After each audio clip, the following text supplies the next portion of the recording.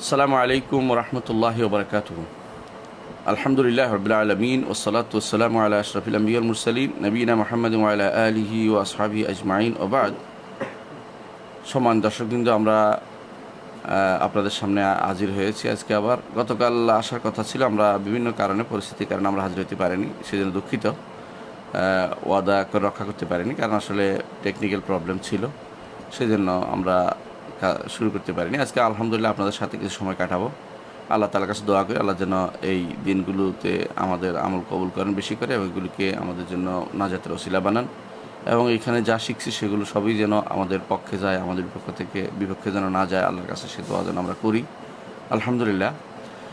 তো আজকের প্রথম যে প্রশ্নটি আসছে তা হচ্ছে রমাদানের শেষ দশকের করণীয় বর্জনীয় কী। এটা একটা গুরুত্বপূর্ণ প্রশ্ন এই সময়ের জন্য, বিশেষ করে ওজা আল আশর, আমাদের পূর্ববর্তী আলেমরা সব সময় যখন এই 10 দিন আসতো তখন তাদের অবস্থা ভিন্ন হয়ে যেত। কারণ হচ্ছে রাসূলুল্লাহ সাল্লাল্লাহু আলাইহি সাল্লামের অবস্থার কারণে।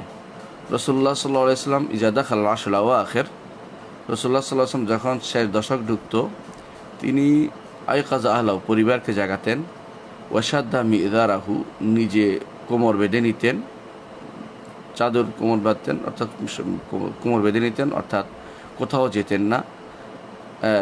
ওয়া আহিয়া লাইলা কুল্লাহু, সারা রাত জাগতেন। শেষ দশক পার হওয়ার অর্থই হচ্ছে আপনি কিন্তু রমজানের ভালো এবং মন্দ উভয়টা আপনি শিকার হচ্ছেন। যদি কিছু করে থাকেন, এখনও যদি কিছু করার সুযোগ আছে, এখনও সেটাকে কন্টিনিউ করে যাবেন। আর কিছু করেননি, এখনও সময় আছে, এখনও করার সময় রয়ে গেছে। এই জন্য শেষ দশক আসার অর্থই হচ্ছে আপনাকে যে কোনো মূল্যে আমাকে যে কোনো মূল্যে এই কাজগুলি করে যেতে হবে, এবং এগুলি নিয়ে আমাদের চিন্তা করতে হবে। রমজানের এই শেষ দশকে বেশি দরকার যে পুরো রাতগুলোই, প্রত্যেক রাত, ওয়াযালিকা ফি কুল্লি লাইলা, হাদিসে যেটা আছে রাসূলুল্লাহ সাল্লাল্লাহু আলাইহি ওয়াসাল্লাম বলেছেন, ওয়ালিল্লাহি ওয়াতাকা ওয়াযালিকা ফি কুল্লি লাইলা, আল্লাহ তাআলা প্রতি রাত্রিতেই কিছু মানুষকে ক্ষমা করে দেন। সুতরাং এই রাত্রিগুলো কোনোটাই যেন আপনার মিস না হয়। আপনি শুধু বেজর খুঁজবেন না, প্রত্যেকটি রাত্রিতেই আপনি দেখবেন আল্লাহ যেন আপনাকে ক্ষমা করে দেয়। এই জন্য ক্ষমা প্রার্থী হয়ে থাকতে হবে। তাহলে বেশি করে আমরা আল্লাহর কাছে ইস্তেগফার করব, যাতে করে আমাদের এই ঘাটটিকে আল্লাহ তাআলা জাহান্নামের আগুন থেকে মুক্ত করে দেন। জাহান্নামের আগুনে একবার গেলে আর কারো অপমানের শেষ নেই। ইমানদার হলে জাহান্নামে যাওয়ার অর্থ হচ্ছে সে পুড়ে অঙ্গার হয়ে যাওয়া, কষ্ট পাওয়া, তার জীবনের সব শেষ হয়ে যাওয়া। আর কাফের হলে তার শেষই নেই, তার তো কোনো আর জাহান্নাম থেকে মুক্তির কোনো উপায়ই নেই। তো জাহান্নামে ঢুকার যে গুনাহ, আল্লাহ তাআলা নিজেই বলছেন, আল্লাহ তাআলা দোয়া শিখিয়ে দিয়েছেন ইমানদারদের জন্য, বলে রব্বানা ইন্নাকা মান তুদখিলিন নার ফাকাদ আখযাইতাহু ওয়া মা লিয-যালিমিনা মিন আনসার। আল্লাহ, আপনি যাদেরকে জাহান্নামে প্রবেশ করাবেন তারা তো অপমান করলেন। এই জন্য আল্লাহ যেন আমাদেরকে এই জাহান্নাম থেকে মুক্তি দেয়, কবর আযাব থেকে মুক্তি দেয়, এবং আমাদেরকে দুনিয়ার ফিতনাতুল মাহইয়া ওয়াল মামাত, জীবনের ফিতনা, এই সব কিছু থেকে আল্লাহ যেন আমাদের মুক্তি দেয়। আল্লাহর কাছে এই দোয়া বেশি বেশি করে করবেন এই সময়গুলোতে। দ্বিতীয় যে কাজটি করা দরকার, রাত্র জাগরণ দরকার। রাসূলুল্লাহ সাল্লাল্লাহু আলাইহি সাল্লাম তিনি সারা রাত কখনো তিনি জাগতেন না, কিন্তু রমজান মাসের শেষ দশক আসলে তিনি সারা রাত জাগতেন। একমাত্র রমজান মাসের শেষ দশক ছাড়া তিনি সারা রাত জাগতেন না। তাহলে আপনার আমার এই সারা রাত জাগাটা এখন সুন্নতে পরিণত হবে। জেগে বসে থাকা নয়, জেগে ইবাদত করা। ইবাদত কি করবেন? কোরআন তেলাওয়াত করবেন যত বেশি পারেন, সালাত আদায় করবেন যত বেশি পারেন, সংখ্যা নির্ধারণ না করে যত বেশি পারেন তত সালাত আদায় করবেন। কেউ 1000 রাকাত মনে করে, সেটাও ঠিক নয়। কেউ 500 রাকাত মনে করে, সেটাও ঠিক নয়। যতক্ষণ পারেন আপনি কোরআন তেলাওয়াতের মাধ্যমে আপনি সালাতটা আদায় করেন, এবং বুঝতে চেষ্টা করেন কোরআন তেলাওয়াতের মাধ্যমে। ইবাদতের মাধ্যমে কাটাতে হবে, দার্সের মাধ্যমে কাটাতে পারেন, শিক্ষা নেয়ার মাধ্যমে সময়টা কাটতে পারে, কোনো সমস্যা নেই। কিন্তু পুরোটাই যেন কোরআনের সাথে সম্পৃক্ত হয়, পুরোটা যেন দ্বীনের সাথে সম্পৃক্ত হয়, এর মধ্যে অন্য কোনো দিকে যেন সময় না যায়, বিষয়টি খেয়াল রাখতে হবে। রমজান মাসে রাসূলুল্লাহ সাল্লাল্লাহু আলাইহি সাল্লাম এই শেষ দশকে তিনি পরিবার থেকে দূরে থাকতেন, অর্থাৎ পরিবারের স্বাভাবিক যে হাসি আনন্দ কান্না এগুলো থেকে দূরে থেকে এই 10টি দিন আল্লাহর জন্য একান্ত হতেন। এই জন্য তিনি ইতিকাফ করতেন। এখন তো ইতিকাফ করার কোনো সুযোগ নেই, যেহেতু মসজিদগুলো অনেকখানি লকডাউন করা হয়েছে। যেখানে সুযোগ আছে সেখানে করা উচিত, যেখানে সুযোগ নাই সেখানে আপনার নিয়তের কারণে আল্লাহ তাআলা আপনাকে সওয়াব দেবেন। কিন্তু আমরা ঘরে ইতিকাফের কথা বলি না। ইতিকাফ হবে, ইতিকাফ মসজিদে হয়, কিন্তু ঘরে নয়। ঘরে আপনি দোয়া করব, একান্তভাবে বসে আল্লাহর কাছে দোয়া করবেন যে আমি যেতে পারছি না, আল্লাহ তাআলা সেটাই কবুল করবেন। ইতিকাফ হিসাবে নয়, সেটা হবে আপনার জন্য দোয়া হিসাবে, যে আল্লাহ তাআলা আল্লাহকে কতটুকু সময় দিচ্ছেন সেটা হিসাবে। সুন্নাত যে ইতিকাফ যেটা মসজিদে হয় সেটা দ্বারা কার্যকর হবে না। তাহলে আপনি বেশি বেশি করে এই সময় নির্ধারণ করে নেবেন যে বাইরে সময় কাটাবেন না, অন্য সব কিছু থেকে মুক্ত হয়ে একান্তভাবে দিনের বেলাও যতক্ষণ ঘুমানো দরকার ঘুমাবেন, উঠে সালাত আদায় করবেন জামাতের সাথে। এবং জামাতের সাথে সালাত আদায়ের ব্যাপারটা খুব গুরুত্বের সাথে নেবেন। অনেকে রাত্রি জাগরিত হয় কিন্তু দিনের বেলা জামাতের সাথে সালাত আদায় করে না, এটা কিন্তু দুর্ভাগ্য। রাত্রে নফল সালাতের জন্য জাগ্রত হয়ে যদি দিনের ফরজ সালাতে জামাত ছুটে যায়, তাহলে আপনার আমার মতো দুর্ভাগ্য আর কেউ নেই। ফরজ সালাত, একটি ফরজ সালাত সারা বছর সারা জীবন যদি নফল সালাত আদায় করেন, ফরজ সালাতের মতো হবে না। আমরা ফরজ সালাতকে বেশি গুরুত্ব দিতে হবে। ফরজ সালাতগুলো জামাতের সাথে পড়তে হবে। ফরজ সালাতগুলো তাকবীর উল্লার সাথে পড়ার চিন্তা ভাবনা করতে হবে। তাহলে কিন্তু আমরা এই রমজান মাসের এই শেষ দশকের কিছুটা হক আদায় করতে পারবো। শেষ দশকের এই হকের মধ্যে আরেকটি হচ্ছে আত্মীয় স্বজনের খোঁজ নেয়া। আত্মীয় স্বজনের খোঁজ নেবেন কেন? কারো কষ্ট আছে, কেউ ব্যথায় আছে, কেউ অসুস্থ আছে, কেউ অভাবগ্রস্ত আছে, এগুলো সবই কিন্তু আপনার আমার দেখা উচিত। কেন? রাসূলুল্লাহ সাল্লাল্লাহু আলাইহি ওয়াসাল্লাম রমজান মাসে তিনি প্রচুর দান করতেন। তো রমজান মাসের এই শেষ দশক যখন জিবরিল আসতেন শেষের দিকে, তখন রাসূলুল্লাহ সাল্লাল্লাহু আলাইহি ওয়াসাল্লাম অনেক বেশি দান করতেন। তো আপনার এই শেষ দশকে দানের হস্ত আরও বেশি প্রসারিত হোক। যাদেরকে দিয়েছেন প্রয়োজনে আবার দিবেন। তা আপনার চোখের সামনে যাকে ভরে তাকিয়ে দিবেন। রাসূলুল্লাহ সাল্লাল্লাহু আলাইহি ওয়াসাল্লাম এই কাজটি করতেন। এই জন্য বেশি বেশি করে দানের হস্ত প্রসারিত করতে হবে। তাহলে আমরা বলেছি ইস্তেগফার করতে হবে, সালাত আদায় করতে হবে, কোরআন তিলাওয়াত করতে হবে, অর্থ বুঝে পড়তে হবে, দাওয়াতের কাজে বেগবান হতে হবে এবং ইতিকাফ করতে হবে এবং বেশি বেশি করে দান ও সাদাকা করতে হবে। এই শেষ দশকের আর একটি কাজ হচ্ছে বেশি বেশি করে দোয়া করা। এই দোয়াটা হচ্ছে যে রাসূলুল্লাহ সাল্লাল্লাহু আলাইহি ওয়াসাল্লাম শিখিয়ে দিয়েছেন আয়েশা রাদিয়াল্লাহু আনহাকে। প্রিয়তম স্ত্রীকে কীভাবে স্ত্রীদেরকে তিনি হ্যান্ডেল করেছেন, সেভাবে কিন্তু আপনার আমার উচিত আমাদের স্ত্রীদেরকেও দিনের প্রতি আগ্রহী করে তোলা এবং তাদেরকেও দিনের মধ্যে নিবদ্ধ করা।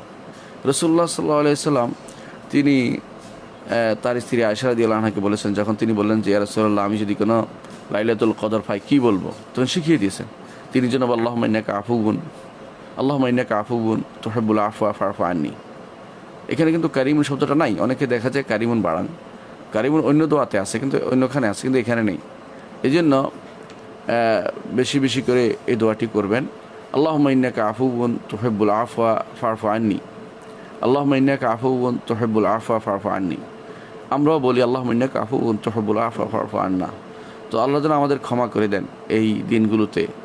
আল্লাহর ক্ষমা যে ব্যক্তি পেয়ে গেছে তারা কিছু নেই, কিন্তু আলহামদুলিল্লাহ তার সব পেয়ে গেছে সে। এই জন্য আল্লাহর কাছে যত বেশি আমরা বিনয়ী হতে পারবো এই দিনগুলোতে, ততই বেশি আমাদের উপকার ছাড়া আর কিছু কোনো কিছু নয়, শুধু উপকারই হবে আলহামদুলিল্লাহ। এই জন্য বেশি বেশি করে ক্ষমা চাইতে হবে। রাসূলুল্লাহ সাল্লাল্লাহু আলাইহি ওয়াসাল্লাম এই জন্য দোয়া করতেন, আল্লাহুম্মা ইন্নী আসআলুকাল আফওয়া ওয়াল আফিয়াতা ফিদ দুনিয়া ওয়াল আখিরাহ, আল্লাহুম্মা ইন্নী আসআলুকাল আফওয়া ওয়াল আফিয়াতা ফি দীনি ওয়া দুনিয়ায়া ওয়া আহলি ওয়া মালি, اللهم استر عوراتي وامن رواتي، اللهم احفظني من بين يدي ومن خلفي وعن يميني وعن شمالي وعن فوقي واعوذ بعظمتك ان اغتال من تحتي। এইভাবে রমজানের এবং রমজানের বাইরেও এই দোয়াটা আছে, সকালবেলা আপনি জানেন। তো যখনই আপনার আফওয়া এবং ক্ষমার জন্য দোয়া করবেন, এই ক্ষমার দোয়াগুলো বেশি বেশি করবেন। দেখে দেখে কোরআন এবং হাদিসে যে সমস্ত আয়াতে ক্ষমার কথা আসছে সেখানে সেই দোয়াটা করবেন। নিরাপত্তার দোয়া করবেন। তো দোয়া যেন বেশি হয়, দোয়ার সাথে এই রমজান ওতপ্রোতভাবে জড়িত। আপনি জানেন আল্লাহ তাআলা কোরআনে কারীমে যখন রমাদানের কথা বলেছেন, সাথে সাথে বলেছেন ওয়াইজা সাআলাকা ইবাদি আন্নী ফাইন্নী করিব উজিবু দাওয়াতাদ দাঈ ইযা দাআন ফালিস্তাজিবু লি ওয়া লিউমিনু বি লাআল্লাহুম ইয়ারশুদুন। চিন্তা করে দেখছেন, প্রথম আয়াতে সাওম ফরজের কথা বলেছেন, দ্বিতীয় আয়াতে রমজান মাসের কথা বলেছেন। তৃতীয় আয়াতে এসেই আল্লাহ তাআলা দোয়ার কথা বলেছেন, যেন আল্লাহ তাআলা এটাই বুঝাতে চাচ্ছেন যে তোমাদের একটা সুবর্ণ সুযোগ চলে যাচ্ছে, এই মাসে যদি দোয়া করতে না পারো তাহলে তোমাদের আর করার সুযোগ হবে না। এই জন্য রাসূলুল্লাহ সাল্লাল্লাহু আলাইহি ওয়াসাল্লাম রমজান আগেই বলতেন, মান হারুমাল খায়র ফাকাদ হারুমা মান হারুমা ফাকাদ হারুমাল খায়রা কুল্লু। যে ব্যক্তি এই রমজান মাসের বরকত এবং রমজান মাস থেকে কোনো কিছু অকল্যাণ নিতে পারল না, বঞ্চিত হলো, সে তো সর্বরকমের কল্যাণ থেকে বঞ্চিত হলো। আল্লাহর কাছে দোয়া করি আল্লাহ যেন আমাদের বঞ্চিত না করে, আল্লাহ যেন আমাদেরকে রমজান মাসে পাওয়ার অধিক তৌফিক দেন, আমাদের দ্বারা দিনের খেদমত করার তৌফিক দেন, দিনের কাজগুলো আল্লাহ তাআলা আঞ্জাম দেওয়ার তৌফিক দেন, আমাদের কাজগুলো তিনি তার নিজের জন্য কবুল করে নেন। এবং এই রমজান মাসের শেষের দিকে আরেকটি কর্তব্য হচ্ছে যাকাতুল ফিতর বের করে দেয়া। এইটা শেষ দশকের মধ্যেই করতে হবে আপনাকে। আব্দুল্লাহ ইবনে ওমর রাদিয়াল্লাহু আনহু মাসের শেষের 2 দিন আগে, অর্থাৎ তিনি 28 তারিখ থেকেই জাকাতুল ফিতর বের করে দিতেন, কেন যাতে করে মানুষের অন্তরে আনন্দটা এসে যায়, গরিবদের পেয়ে যায়। কিন্তু জাকাতুল ফিতর বের করে দেওয়া একটা বিরাট গুরুত্বপূর্ণ জিনিস। তাহলে রমজানের শেষ দশকের একটা গুরুত্বপূর্ণ কাজ হচ্ছে জাকাতুল ফিতর বের করে দেওয়া, এবং সেটা খাদ্য দিয়ে দেওয়াটাই হচ্ছে রাসূলুল্লাহ সাল্লাল্লাহু আলাইহি ওয়াসাল্লামের সুন্নাত, সেটা সেভাবে দিবেন। যদি এর কোথাও পাওয়া না যায়, কেউ খাদ্য না নেওয়ার মতো অবস্থা তৈরি হয় কোনো দেশে, সেখানে আপনি দিতে পারেন টাকা দিয়ে। কিন্তু আলহামদুলিল্লাহ এখন মানুষের যে অবস্থা চলছে লকডাউনের বা বিভিন্ন অবস্থায়, খাদ্য দিয়েই তাদের জন্য বেশি উপকারী, কারণ বাজার থেকে কেনার মতো অবস্থা তাদের নেই, এমন অবস্থা হয়েছে অনেক টাকা থাকলেও। তো সুতরাং খাদ্য দিয়ে জাকাতুল ফিতর দেন। জাকাতুল ফিতর প্রত্যেকের উপর ফরজ, যারাই সামর্থ্যবান সেই দিন দেওয়ার মতো সামর্থ্য, সেখানে নেশাবের কোনো গুরুত্ব নেই, এটা হচ্ছে বিশুদ্ধতম মত। তাহলে আপনি রমজানের এই শেষ দশকের আরেকটি কাজ হচ্ছে জাকাতুল ফিতর প্রদান করা। আর যখন রমজানের শেষ দশক শেষ হবে, চাঁদ উঠে যাবে, তখন আপনার আমার দায়িত্ব হচ্ছে তাকবীর দেয়া, আল্লাহু আকবার আল্লাহু আকবার লা ইলাহা ইল্লাল্লাহ আল্লাহু আকবার আল্লাহু আকবার ওয়া লিল্লাহিল হামদ। চাঁদের সাথে তাকবীর চলবে এবং সেটা শেষ হবে ঈদের নামাজের মাধ্যমে। তাহলে আমরা এই রমজান মাসের এই কাজগুলো গুরুত্বের সাথে করি। আর যেগুলি বর্জন করবো তা হচ্ছে, সারা বছর আপনি বিভিন্ন চ্যানেলের দিকে তাকিয়েছিলেন, সেগুলো অবশ্যই বর্জন করবেন। এই 10 দিন আল্লাহর জন্য সময় দিন, এই 10 দিন একেবারেই চ্যানেল মুক্ত থাকুন, কিছুই হবে না। জানেন, অনেক কিছু আমরা দেখেছি যখন লকডাউন হয়, কারণ অনেক কিছুই আমাদের লাগে না। সুতরাং আপনার এই টিভির খবর দেখা লাগবে না, কিছুই হবে না। আপনি টিভির দেখা কিছু বাড়াবেও না, কমাবেও না। খবর দেখার অজুহাতে আপনি যা দেখছেন তা কাগজা ইসাইল, এগুলি ময়লা দেখবেন পৃথিবীর সবচেয়ে খড়কুটো আপনার কানের ভিতরে ঢুকিয়ে দিচ্ছে। এগুলি দাজ্জালের ফিতনা ছাড়া আর কিছুই নয়, আপনার কানের ভিতরে, আপনার গায়ের ভিতরে, আপনার চোখের সামনে ঢুকিয়ে দিচ্ছে এগুলো। এবং এগুলি আপনার সারাক্ষণ মগজে ঢুকে আছে।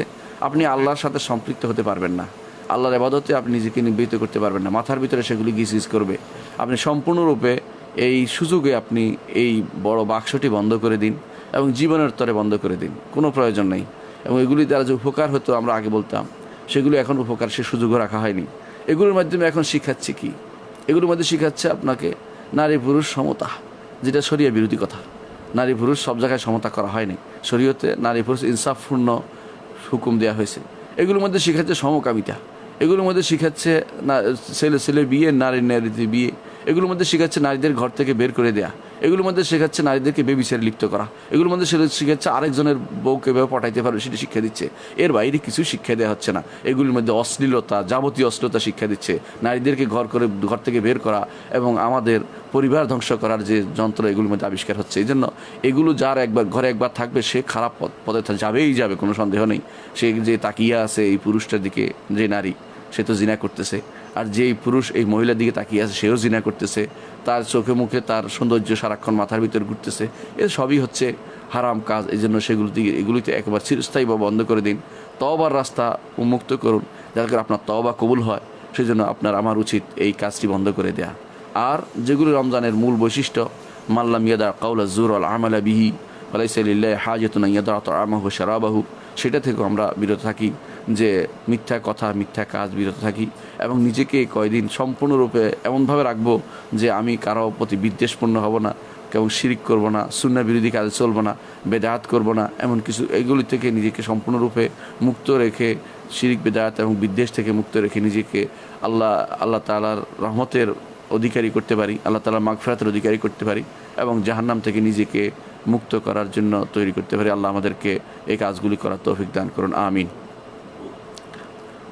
রমজানের শেষ দশক কিভাবে কাটালে সবে কদর পাব? রমজানের শেষ দশক কাটাতে হলে আপনাদেরকে আমাদেরকে রাসূলুল্লাহ সাল্লাল্লাহু আলাইহি ওয়াসাল্লাম পদ্ধতি অনুসরণ করতে হবে। শেষ দশক আসলে তিনি একান্ত হয়ে যেতেন আল্লাহর জন্য। এমনিতে তিনি একান্ত সবসময় ছিলেন আল্লাহর জন্য, আরও একান্ত যেন একান্ত নিতান্ত আল্লাহর জন্য হয়ে গেলে সেটা পাওয়া যাবে। যদি আমরা পুরো সময়টা চিন্তায় থাকি যে ইবাদতের, এতেই ইনশাআল্লাহ আমি পেয়ে যাবো। বিশেষ করে প্রত্যেকটি রাত, শুধু 27-এর রাত নয়, প্রত্যেকটি রাত 21, 22, 23, 24, 23, 30 পর্যন্ত। অনেকে দেখা যায় 27-এর পরে আর কোরআনও পড়ে না, 27-এ কোরআন খতম হয়ে গেছে আর কোনো মনে করে না, এটা কিন্তু ঠিক নয়। 27-এর আবার শুরু করবেন, সমস্যা কী? পরের সূরা বাকারা আলেম নাম থেকে যতটুকু পারেন পড়বেন। কোরআনকে পরিপূর্ণভাবে খতম করে আরবার খতম করে ফেলতে হবে এটা জরুরি না। আলহামদুলিল্লাহ একটা খতম করেছেন আপনি, আলহামদুলিল্লাহ, এটাও একটা নেয়ামত। আর পরে করতে পারছেন না, যতটুকু নেয়ামত। খতমের আলাদা কোনো স্পেশাল কোনো সওয়াব কোরআন হাদিসে বর্ণিত হয়নি। হ্যাঁ, খতমের পরে দোয়া কবুল হয়, হাদিস বিভিন্ন সাহাবায়ে কেরামের বিভিন্ন আসার থেকে এসেছে, সেই জন্য সেটা আপনি করবেন। কিন্তু খতমের আলাদা কোনো সওয়াব, কোনো আলাদা কোনো বর্ণিত হয়নি। সুতরাং খতমই করতে হবে, এটার উদ্দেশ্য না হোক।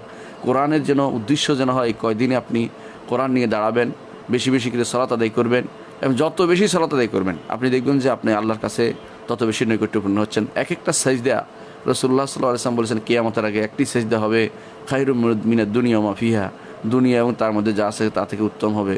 কেন? কারণ এই সময় মানুষ দুনিয়া নিয়ে ব্যস্ত হয়ে পড়বে।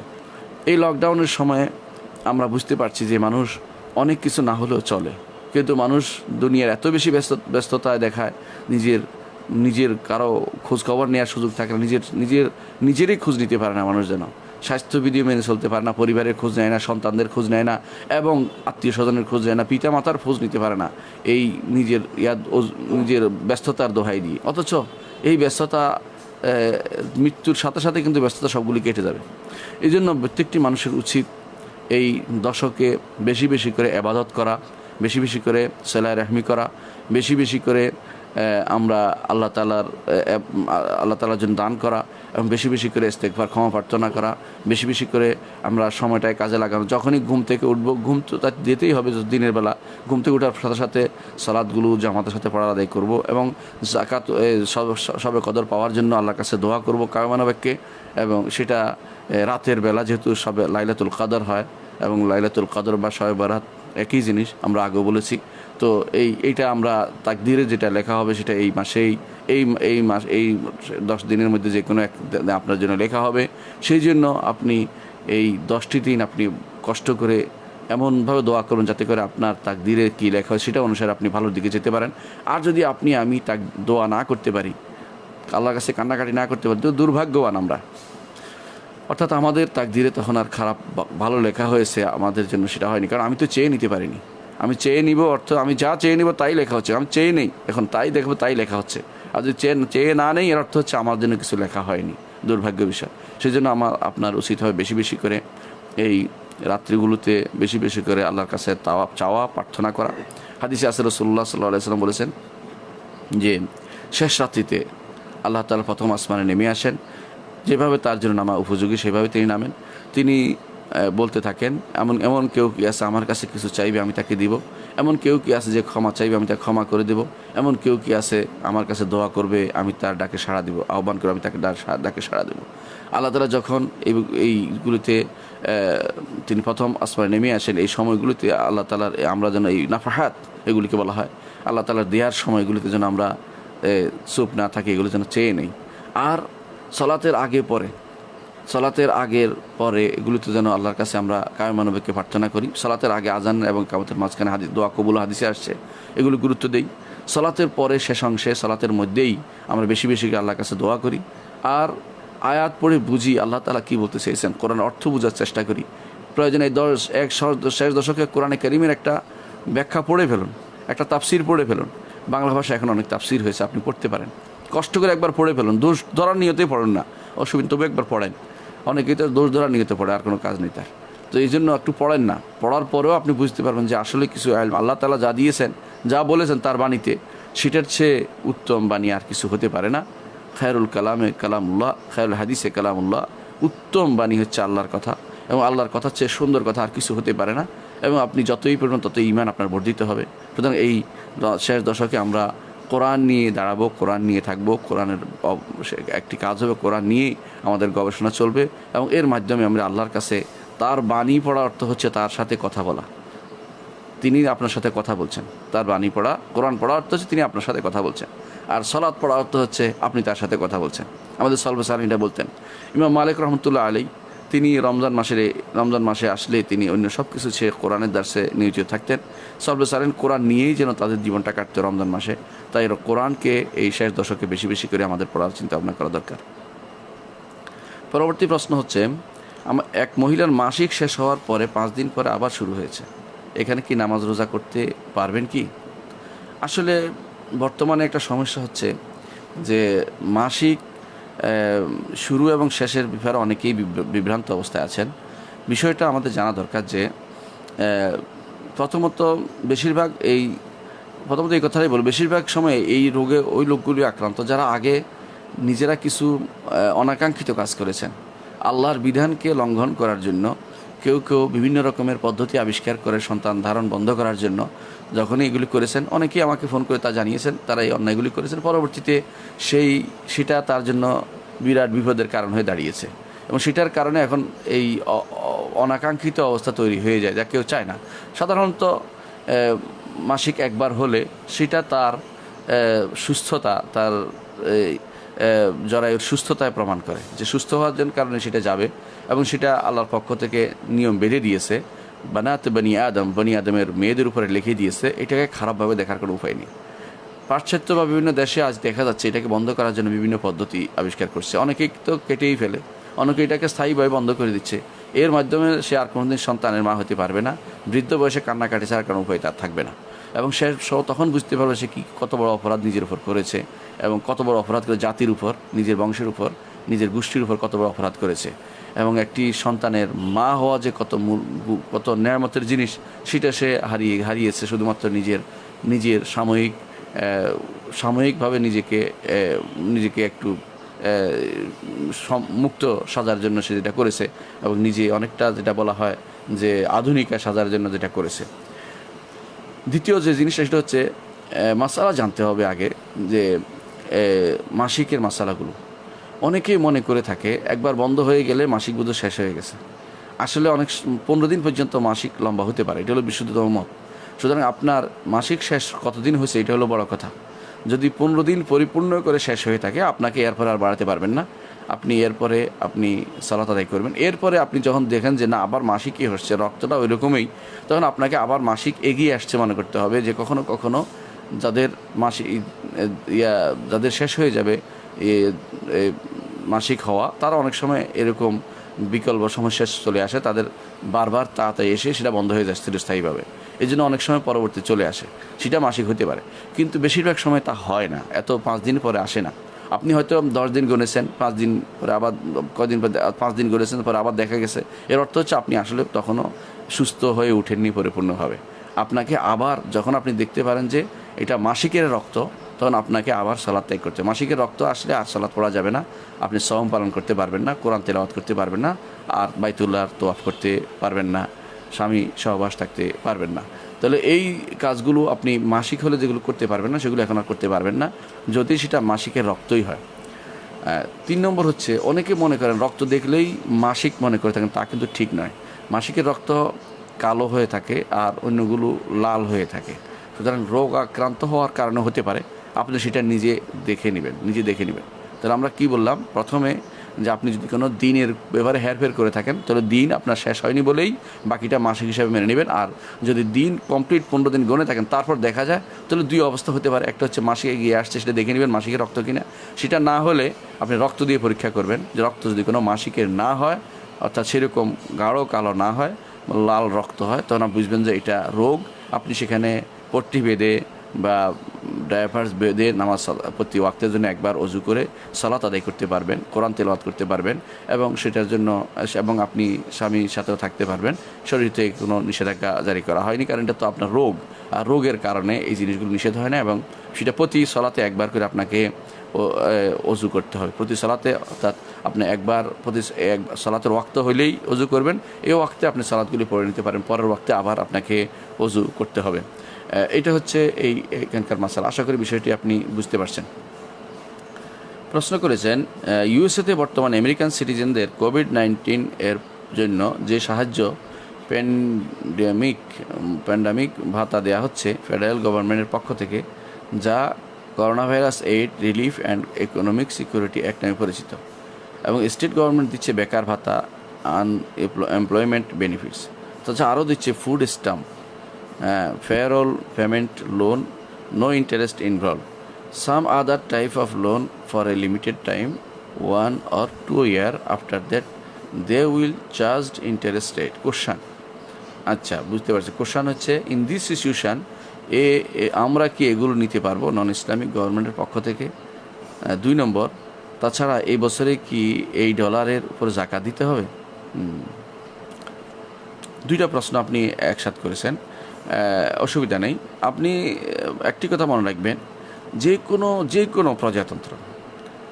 প্রজাতন্ত্র ইসলামিক হোক অন ইসলামিক হোক, যদি তার প্রজাদেরকে, আপনি যেহেতু সে দেশে এখন প্রজা হিসেবে নিজেকে রাখছেন, আপনাকে যে কোনো হেল্প করবে সেটা নেওয়া আপনার জন্য বৈধ, যতক্ষণ পর্যন্ত হারামের সাথে সম্পৃক্ত না হবে। তো যেটা তারা দিচ্ছে লোন না, যেটা তারা একেবারে দিয়ে দিচ্ছে, এটা নিতেই পারবেন, এতে কোনো সমস্যা নেই। যেটা তারা দিচ্ছে একেবারে, সেটা কোনো সন্দেহ নেই, এটা নিতে পারবেন। আর যে জিনিসটা তারা আপনাকে 1 বছর বা 2 বছরের জন্য আপনাকে দিচ্ছে, এরপরে এর মধ্যে চার্জ দিবেন, আপনার জন্য সেটা যদি নিতেই হয় নিবেন, তবে আপনি সুদের আগে সেটা পরিশোধ করে দিবেন, যাতে করে আপনাকে সেটা দিতে না হয়। আর যদি সেটা সুদ ছাড়া আপনাকে দেওয়ার কোনো মাধ্যম তারা রাখেনি, তাহলে আপনি সেটা নেবেন না, কারণ এটা হারাম। আপনি এটা নিতে পারেন না যতক্ষণ পর্যন্ত না আপনি বাধ্য না হন। বাধ্য অর্থ হচ্ছে আপনি খাবার দাবার নাই, মরে যাবেন, এরকম অবস্থা তৈরি না হলে আপনি সেটাতে হাত দিবেন না, সেটা নেবেন না, সেটা দিবেন না। আর যদি এরকম হয় বাঁচার সুযোগ আছে, ইচ্ছা করলে আপনি সেটা দিয়ে দিতে পারবেন 2 বছর বা 1 বছর আগে, যখন থেকে সুদের চার্জ হবে এর আগেই আপনি দিয়ে দিতে পারবেন, পরিশোধ করতে পারবেন, এরকম অবস্থা থাকে, তাহলে আপনি সেটা নিতে পারবেন। কারণ এটাও সুযোগ, যে কোনো প্রজাতন্ত্রের দেয়া সুযোগ রাজ্যের লোকেরা গ্রহণ করবে, এটা একেবারেই বৈধ জিনিস, এতে কোনো অবৈধ কোনো কিছু নেই, যতক্ষণ পর্যন্ত আপনি অবৈধ কাজে জড়িত হয়ে না পড়ছেন। যদি প্রজাতন্ত্র মানুষকে মদ দেয়, নেওয়া যাবে না, কারণ এটা হারাম, আপনি বুঝতে পারছেন। হ্যাঁ, প্রজাতন্ত্র মানুষকে বেহুদা নারীবাজি করার সুযোগ, সেটাও নেওয়া যাবে না। তো যেটা আপনি হালাল জিনিস প্রজাতন্ত্র আপনাকে দিচ্ছে, কারণ টাকা পয়সা না যায় এদের কিছু না, সেটা আপনি নিতে পারবেন। তবে যখনই হারামের সুযোগ এদের সাথে জড়িত হয়ে যাবে, সেটাকে আলাদা করে ফেলবেন, তার সাথে আপনি জড়িত থাকবেন না। তাহলে আপনি ইসলামিক গভর্নমেন্টের কথাটা উঠাবেন না, বরং যে কোনো প্রজাতন্ত্রের ব্যাপারে একই বিধান, এটা আপনি মনে রাখবেন। কারণ আমাদের দেশও যারা অমুসলিম তাদেরকে আমরা দিয়ে থাকি, সুতরাং তারাও সেভাবে দিয়ে থাকে। এটা একটা প্রজাতন্ত্রের নিয়মই হচ্ছে, রাজ্যের নিয়ম হচ্ছে রাষ্ট্রপ্রধান তার লোকদেরকে লালন পালন করবে, সেখানে সে কোনো দ্বিমুখী নীতি আচরণ করবে না। আপনি আশ্চর্য হবেন, ওমর রাদিয়াল্লাহু আনহু একদিন দেখলেন এক ইহুদি ভিক্ষা করছে। ওমর তাকে বললেন যে, এই তুমি ভিক্ষা করছো কেন? বলেন, আমার তো কেউ নেই দেখার মতো। তখন তিনি ঘোষণা দিয়ে দিলেন যে, দেখো, এই লোকটিকে আমরা জিজিয়া নিয়েছি তার যৌবন বয়সে, আর এখন বৃদ্ধ বয়সে ভিক্ষা করবে, তা হতে পারে না, তার জন্য একটি ভাতার ব্যবস্থা করো। এ হচ্ছে ওমর রাদিয়াল্লাহু আনহুর ইনসাফ, আদল, যে ভিক্ষা করবে কেন? আমাদের এই সমাজের এই অবস্থা তৈরি হবে কেন? মুসলিম মুসলিম দেখে মুসলিমদেরকে আমরা শুধু দেখবো, অমুসলিমকে একেবারেই বাদ দিব, তা নয়। রাসূলুল্লাহ সাল্লাল্লাহু আলাইহি ওয়াসাল্লাম বলেছেন, তাসাদ্দাকু আলা আহলিল আদিয়ান, দিন যারা মানে, নাস্তিক নয়, দিন যারা মানে তাদের প্রতি তুমি সদকা করো। এর অর্থ হচ্ছে এদের প্রতি সদকা করার প্রতি রাসূলুল্লাহ উৎসাহ দিয়েছেন, এদেরকেও দেওয়া হবে। সদকা করার মধ্যে শুধুমাত্র দিন দেওয়ার হবে তা নয়, হ্যাঁ, দিনদারকে দিলে আপনার সব বেশি হবে, সেটা আলাদা, কিন্তু এদেরকে বাদ দেওয়া নয়। এদেরকে আপনি অন্য খাত থেকে দেন, জাকাত থেকে দিতে পারেন নাই, জাকাতের ভিতর থেকে দিতে পারেন নাই, সাধারণ দান থেকে দেন, তাদেরকে হেবা থেকে দেন, তাদেরকে বিভিন্ন রকমের জিনিস থেকে দেন, যেগুলো জায়েজ সেটা থেকে দেন, আলহামদুলিল্লাহ, সদকা দেন, এটা তো তাদেরকে দিতেই পারেন। এবং রাজকোষের উচিত, রাজ্য সরকারের উচিত বা রাষ্ট্রেরও উচিত তাদের ব্যাপারে গুরুত্ব দেওয়া, প্রত্যেকের, সেটা তাদের কোনো এইভাবে পার্থক্য না করা দিনইভাবে যে কাকে দিবে, বরং তার প্রজা হিসাবে প্রত্যেকের লালন পালন করা সরকারের এটা উচিত, সরকার সেটা উচিত। সেই হিসাবে তা আপনি নিতে পারবেন, কোনো সমস্যা নেই। আর এই ডলার উপর জাকাত দিতে হবে কিনা, গুরুত্বপূর্ণ প্রশ্ন। যেহেতু এটা আপনার কোনো আয় থেকে আসে নাই, অর্থাৎ আপনার এটা আয় হচ্ছে না, এবং এটা 1 বছর নাই, আগে যেটা আছে সেটার সাথে সম্পৃক্ত জিনিস নয়, এটা অন্য খাত থেকে আসছে, সেহেতু এটা ওইটার সাথে যুক্ত হবে না। এইটা যদি থেকে যায় 1 বছর, আগামী বছর সেটা জাকাত দিতে হবে। আর যেটা খরচ হয়ে যায় সেটা জাকাত দিতে হবে না। তাহলে আপনার এই যে ডলার টাকাটা আসতেছে, এইটা যদি এরকম হয় কারো বেকার ভাতা যেটা, এটা কিন্তু ভিন্ন করা দরকার। বেকার ভাতা সে আগেও পেতে এখনও পাচ্ছে, তাহলে সে জাকাত দিতে হবে, এটা একসাথে করে জাকাত দিতে হবে এটার। আর যদি কোভিড-19 কারণে, এটা তো আগে ছিল না, এটা হঠাৎ করে আসছে, এটার কারণে একটা সুযোগ দিচ্ছে সরকার, এইটাকে আগের কোনো অর্থের সাথে যুক্ত করা হবে না, এটা খরচ হিসেবে নেওয়া হবে এবং এটাকে খরচ করতে হবে। এটা জাকাত আসবে যদি এটা আগামী বছর পর্যন্ত আপনার মূল টাকার সাথে জড়িত হয়, 1 বছর পূর্ণ তখন জাকাত দিতে হবে। কারণ এটা অন্য খাত থেকে আসছে, এটা কোনো স্বাভাবিক খাত থেকে আসে নাই, যেটা আগেরটার কোনো অংশ নয়, এটা নতুন একটা খাত থেকে এখানে আসছে। সুতরাং এইটাকে আগের ডলারের সাথে যুক্ত করার প্রয়োজন নেই। এটা হচ্ছে বিশুদ্ধতম মত, আমরা এই মতটাকে প্রাধান্য দিয়ে থাকি।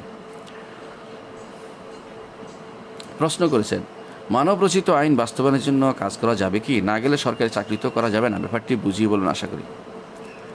গুরুত্বপূর্ণ প্রশ্নটি আপনি করেছেন। মানব রচিত আইন দুই ভাগে বিভক্ত। একটি হচ্ছে মানব রচিত আইন যেগুলো শরীয়ত অনুমোদিত, শরীয়ত এগুলিকে নিষেধ করে না। মানব রচিত আইনের মধ্যে আছে, আমি আপনাকে উদাহরণ দিয়ে বুঝিয়ে দিই। যেমন ট্রাফিক আইন আল্লাহ রসুল কেউ বলে দেন নাই। এখন আপনি যদি বলেন যে আমি মানব না, আমি উল্টো দিকে চলবো, ডান দিকে হাঁটবো, আপনি কিন্তু চলতেই পারবেন না দুনিয়াতে। হ্যাঁ, সুতরাং মানব রচিত আইনের এই নাম দিয়ে আপনি এই বলে যে আমি মানব না, এটা হতে পারে না। বরং এটা আপনি মানতে হবে, কারণ শরিয়া বিরোধী নয়। যতক্ষণ পর্যন্ত শরিয়া বিরোধী না হবে, সে যে কোনো সরকারের যে কোনো আইনকে আপনি মানতে বাধ্য। এটা আমরা আগেও বলেছি, এখনও বলছি। দেখুন, সরকার সিদ্ধান্ত নিয়েছে যে তারা অফিস চালাবে 9টা থেকে 2টা। আপনি বলে যেন আমি 4টা থেকে 5টা করবো, 10টা করবো রাতে। আপনার কথা মতো চলবে না। আপনি এই দেশে বাস করেন, সরকারের বিধান আপনাকে মেনে চলতে হবে, এখানে কোনো দোষের কিছু নেই। তাহলে মানব রচিত আইনের একটি সাইড আছে, যেই সাইডগুলো ইসলাম বিরোধী নয়, সেখানে আপনি সম্পূর্ণরূপে রাষ্ট্রের নীতি মেনে চলবেন এবং রাষ্ট্রের কথা মানবেন এবং সেটা অনুসারে চাকরিও করে যেতে পারবেন, কোনো সমস্যা নেই। মানব রচিত আইনের আরেকটি দিক হচ্ছে যেগুলি সরাসরি ইসলাম বিরোধী। মানব রচিত আইনের সরাসরি ইসলাম বিরোধী, যেমন ইসলামের দণ্ডবিধি আইন। সেখানে যারা চাকরি করেন তারা আল্লাহকে ভয় করা উচিত। দণ্ডবিধি আইন যারা নিজেরা বানিয়ে আইন দিয়ে, বা ব্রিটিশের আইন দিয়ে, বা ফ্রান্সের আইন দিয়ে, বা আমেরিকান আইন দিয়ে আল্লাহর বিধানকে পরিবর্তন করে দিচ্ছেন, তারা কাফের হয়ে যাচ্ছেন ধীরে ধীরে। তারা সঙ্গে সঙ্গে যদি কোনো মন থেকে মেনে নিয়ে সেটা দিয়ে থাকেন, মন থেকে মেনে নিয়ে যে এটা ভালো বা এটা উত্তম বা বর্তমানে এর চেয়ে ভালো কিছু চলবে না, বা এটা এবং আল্লাহর আইন সমান, অথবা আল্লাহর সম্পূর্ণ নিজেকে ধারাটাই পরিবর্তন করে দিয়ে চালিয়ে দিচ্ছেন, তাহলে প্রত্যেকেই শিরকে লিপ্ত আছেন এবং কুফরিতে লিপ্ত আছেন। এটা আমার কথা না, এটা কোরআনের বাণী। আল্লাহ তাআলা বলেছেন, ওয়া লাম ইয়াহকুম বিমা আনজালাল্লাহু ফাউলাইকা হুমুল কাফিরুন। যারা আল্লাহর বিধান অনুযায়ী বিচার করে না, তারা কাফের। আল্লাহ কিন্তু হাকিম, তিনি যে বিধান দিয়েছেন সেই বিধানকে আমাদের মেনে চলতে বলেছেন। আর যেটা দেননি সেটা আল্লাহ তাআলা বলেছেন, বিমা আরাক আল্লাহ, আপনাকে আল্লাহ যা দেখিয়েছেন তার রায় হিসাবে, মত হিসাবে কাজী সাহেব বিচারক তার সুচিন্তিত মতামত দিয়ে যে বিচার করবেন, তাতে কোনো সমস্যা নেই, যদি শরিয়া বিরোধী না হয়। শরিয়া বিরোধী না হলে আপনি যে কোনো জিনিসের অবস্থা দেখতে পারেন, সেটাতে আপনি জেল দিতে পারেন তাকে, যে অবস্থা খুব ভালো ঠেকাচ্ছে না, একে শাস্তি দিতে হবে, সেই অনুসারে আপনি তাকে কিছুদিন জেলে রাখতে পারেন, কিছুদিন তাকে অন্তরীণ রাখতে হবে। শরীয়তে যেটা অনুমোদিত, এটা কোনো সমস্যা নেই। ইউন ফামিল আর আল্লাহ তাআলা এটাকে অনুমোদনও করেছেন। তো এটা দেখবেন কি করে, যিনি বিচারক তিনি তার সুচিন্তিত মতামত দিয়ে দেখবেন। এটা আল্লাহ তাআলা তার নবীকে দেখতে বলেছেন, সাহাবায়ে কেরাম সেটা করেছেন এবং সেটা খোলাফায়ে রাশেদাও করেছেন, প্রত্যেকেই সেটা করেছেন। তার সুচিন্তিত মতামত দিয়ে বিচার করাটা শরীয়ত অনুমোদিত। কিন্তু শরিয়া বিরোধী জায়গাতে মত চলবে না। শরিয়ার আইন আছে, শরিয়ার বিধান আছে, সেখানে আপনার মত চলবে না। উদাহরণ হিসেবে একটা উদাহরণ দেই, যেটা বুঝতে পারবেন। আল্লাহ তাআলা ছেলেদের বর্তমানে ছেলেরা উপস্থিত আছে, জীবিত আছে, এমন সময়ে নাতিকে দাদা থেকে ওয়ারিশ করেন নাই। আপনি বেশি দরদি হয়েছেন। আইয়ুব খানের মতো যারা এই আল্লাহ বিরোধী শক্তি, এরা তাগুত যারা, তারা আল্লাহর বিধানকে পরিবর্তন করে নাতিকেও ওয়ারিশ বানিয়েছে।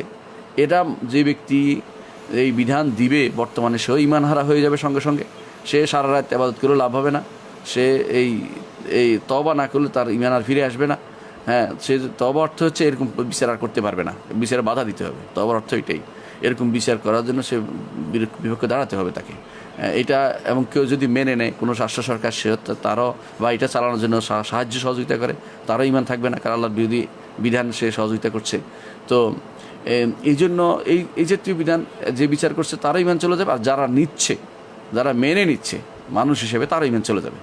ধরেন আপনি নাতি, আপনি কোর্টে গিয়ে আপনার চাচাদের সাথে সমান অধিকার পাওয়ার জন্য কেস করে নিয়ে আসেন, অথবা আপনি আপনার মামাদের সাথে সমান অধিকার নেওয়ার জন্য আপনি কেস করলেন, খালাদের সাথে খালাদের সাথে সমান অধিকার নেওয়ার জন্য আপনি কেস করলেন, আপনি আল্লাহর বিরুদ্ধে চলে গেছেন। অর্থ হচ্ছে আপনি শিরিক এবং কুফরিতে লিপ্ত হয়েছেন। আপনি যদি এটা মেনে নেন, আপনি সঙ্গে সঙ্গে ঈমান হারা হয়ে যাবেন। আপনার সারা জীবনের সালাত শেষ, সারা জীবনের আপনার সওম শেষ, আপনার যাকাত শেষ, সব কিছু হজ শেষ, আপনার কোনো কাজে আসবে না এগুলো। তাহলে বোঝা গেল যে আপনি ঈমান হারা হয়ে যাবেন যদি কেউ এই জাতীয় আইন মেনে নেয়। ঠিক অনুরূপভাবে আরেকটি জিনিস আছে, তৃতীয় জিনিস, সেটা হচ্ছে মৌলিকভাবে যদি কোনো আপনার চাকরিতে মৌলিকভাবে যেটা আপনি চাকরি করেন সেই চাকরিটা শরিয়া বিরোধী নয়। ধরেন আপনি পড়ান, আপনি কোনো ইউনিভার্সিটিতে পড়ান অথবা কোনো কলেজে পড়ান, পড়ানোটা শরিয়া বিরোধী নয়, পড়ানোটা শরিয়া বিরোধী নয়। অর্থাৎ যেটা পড়াচ্ছেন এটা শরিয়া বিরোধী নয়। যেটা পড়াচ্ছেন যেটা শরিয়া বিরোধী হয়, তাহলে সেটা পড়ানোটাও কিন্তু হারাম হবে। আপনি কিন্তু ইচ্ছা করে আল্লাহর বিরুদ্ধে নেমেছেন। যদি আপনি পড়ান মানুষ বানর ছিল, বানরের লেজ থেকে এটাকে আপনি সাব্যস্ত করার জন্য পড়ান, তাহলে তো আপনি ঈমান হারা হয়ে গেছেন। মানুষ বানর ছিল না কোনো দিনেই, এটাকে বিশ্বাস করলে ঈমান হারা হয়ে যাবে। আপনি যদি এটা খণ্ডানোর জন্য বা যে সমস্ত মতামত আসছে সেটা পড়াই দেন, খণ্ডানোর কাজ করেন, তাহলে আপনার ঈমান থাকবে। তাহলে এইটা একটা কারণ যে আপনি যদি কোনো আপনার মূল কাজটি যদি হালাল হয়, আপনি সেই প্রজাতন্ত্রে চাকরি করতে পারবেন। যেমন আপনি অনেকে আমাকে প্রশ্ন করে থাকেন যে সেনাবাহিনীতে চাকরি করা যাবে কিনা। অবশ্যই করা যাবে, পুলিশ চাকরি করা যাবে না, করা যাবে, কিন্তু অন্যায়গুলিতে অংশগ্রহণ করা যাবে না। যখনই হারাম কাজের দিকে আপনাকে অপবৃত্ত করবে, আপনি সেখান থেকে বিরত থাকবেন। বাদ দিলে বাদ হয়ে যাবেন, কোনো সমস্যা নেই। যদি সেটার জন্য আপনাকে ছাড় দিতে হয়, ছাড় দিবেন শরীয়ত, কিন্তু অর্থাৎ শরীয়ত সেই কাজটা ছাড় দিবেন, কিন্তু শরীয়ত ছাড় দিবেন না। আপনি সেটা ছেড়ে দিবেন, শরীয়ত ছেড়ে দিবেন না। অর্থাৎ কাজ ছেড়ে দিবেন, আল্লাহর বিধানের সাথে কন্ট্রাডিক্টরি হলে সেটাকে অবশ্যই আপনাকে বাদ দিতে হবে। আপনি যদি এটা পরিত্যাগ করে চলতে পারেন, চলবেন, কারণ আপনার দ্বারা যে উপকার হবে, সব মানুষ যদি কোনো আপনি যে সেখানে যদি কোনো সব নাস্তিকরাই ঢুকে, সেখানে সে আল্লাহ বিরোধী লোকেরাই ঢুকে, তাহলে সেটা পরিবর্তন করবে কে? আপনার আমার দায়িত্ব হচ্ছে সেই জায়গায় পরিবর্তন করতে হবে। আপনার মতো একজন ভালো মানুষ যদি কোনো সেখানে থেকে ঢুকে সর্বোচ্চ পদ পর্যন্ত যেতে পারে, তার কারণেই হয়তো দেখা গেল সেনাবাহিনী বা বিভিন্ন বাহিনীতে আল্লাহর বিধান পালনকারী লোকদের অবস্থা বেড়ে যাবে, হারাম কাজগুলির থেকে মানুষ দূরে সরে যেতে পারবে। বিশেষ করে যেখানে যে সমস্ত যেগুলি সামার স্কুল বা এই জাতীয় স্কুলের নামে তারা যে সমস্ত জিনিস চালু করেছে, প্রশিক্ষণ বা যেগুলি হারাম কাজ চালু করে, সেগুলি থেকে হয়তো তারা লক্ষ লক্ষ এই বাহিনীর লোকদেরকে তারা এক থেকে দূরে রাখতে পারবে। সুতরাং আপনি চেষ্টা করবেন সর্বোচ্চ পর্যায়ে গিয়ে সেটাকে নিয়ন্ত্রণ করতে। তাহলে এর মাধ্যমে আপনি কিন্তু ভবিষ্যৎ প্রজন্মকে একটি গুনাহ থেকে মুক্ত করতে পারছেন। আর যে আপনার ব্যক্তিত্ব দুর্বল হয়, আপনি এতটুকু উঠতে পারবেন না মনে করেন, এবং আপনি হারামে জড়িত হওয়ার সম্ভাবনা বেশি থাকে, আপনি সেখানে চাকরি করতে পারবেন না, তাহলে পড়ানো জায়েজ, কিন্তু এখানে এর সাথে কী যুক্ত হয়ে গেছে? কাজ করা জায়েজ, কিন্তু কী যুক্ত হয়ে গেছে? যদি আপনি মনে করেন যে এটার মূল জিনিসটা জায়েজ হলো, এর সাথে আনুষঙ্গিক জিনিসটা এত বেশি যে আমি এর থেকে বাঁচতে পারবো না, বা আমি দেখতে পাচ্ছি এখন আর বাঁচতে পারছি না, তখন আপনি সেটাকে ছেড়ে দিতে হবে, সে কাজ করতে পারবেন না। আশা করি বিষয়টি আপনি বুঝতে পারছেন। আর যে এমন হয় যে আপনি যে কাজটা জড়িত হচ্ছেন এটাই হারাম মূলত, যেমন সরকারি ব্যাংকগুলোতে চাকরি করা, যেগুলোতে সুদের যে সমস্ত, এগুলো প্রতিষ্ঠিত হয়েছে হারামের উপরে, সুতরাং আপনাকে সেখানে কোনোভাবেই চাকরি করা জায়েজ হবে না। যেমন সাধারণ বিমা বা এই জাতীয় বিমার যে চাকরিগুলো, সেগুলো হারাম, এগুলো আপনি কোনোভাবেই চাকরি করা জায়েজ হবে না। তো এই জাতীয় ছাড়া আর অন্য কোনো যে সমস্ত চাকরি আপনার মূলটা জায়েজ, চাকরি করাটা জায়েজ, কিন্তু এর সাথে হারাম এলিমেন্টস যুক্ত হয়েছে, সেখানে আপনি হারাম এলিমেন্টস থেকে বাঁচার চেষ্টা করবেন। আর আপনি সেখানে থাকলে হয়তো হারাম এলিমেন্টসটা বন্ধ করতে পারবেন, তাহলে আপনি সেখানে ঢুকবেন। আর যে এমন ব্যক্তিত্ব হন যে আপনার দ্বারা সেটা করা সম্ভব হবে না, বরং আপনি হারামের সাহায্য করতে হবে, তাহলে আপনাকে সরকারি চাকরি থেকে দূরে থাকতে হবে, সরকারি চাকরি করবেন না, কারণ তখন আপনি বুঝবেন যে নিজেই অন্যায় ঢুকে যাচ্ছেন। কারণ আল্লাহ তাআলা বলেছেন, ওয়ালা তাকুল্লিল খায়রিনা খাসিমা, যারা খেয়ানতকারী তাদের পক্ষ নিয়ে যেন কেউ কাজ না করে, এবং সাহায্যকারী করা।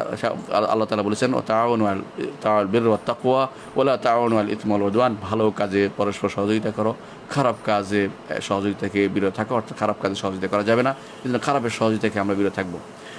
অনেকে বলে থাকেন যে রাষ্ট্রযন্ত্র তাগুত, রাষ্ট্রযন্ত্রে সাহায্য কিছু করলেই তো তাদের সাহায্য করা হবে না।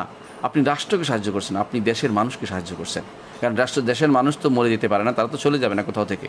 আপনি কখনো সেই সাহায্যের দিকে যাচ্ছেন না, আপনি যাচ্ছেন কি এই দেশের মানুষ বা যে দেশে আপনি বসবাস, সেই দেশের মানুষকে যদি আপনার কর্মকাণ্ড দিয়ে, আপনার মেধা দিয়ে ইমানের দিকে ফিরে আনতে পারেন, তাহলে আপনাকে সেটি জায়গাতে যত রকমের সুযোগ নেওয়া দরকার সেটা নেবেন। আপনি যদি কোনো 10টি কথা দিয়ে যদি হতে পারেন, আপনি দিনের দিকে মানুষকে ফিরিয়ে আনতে পারেন সেটা করবেন।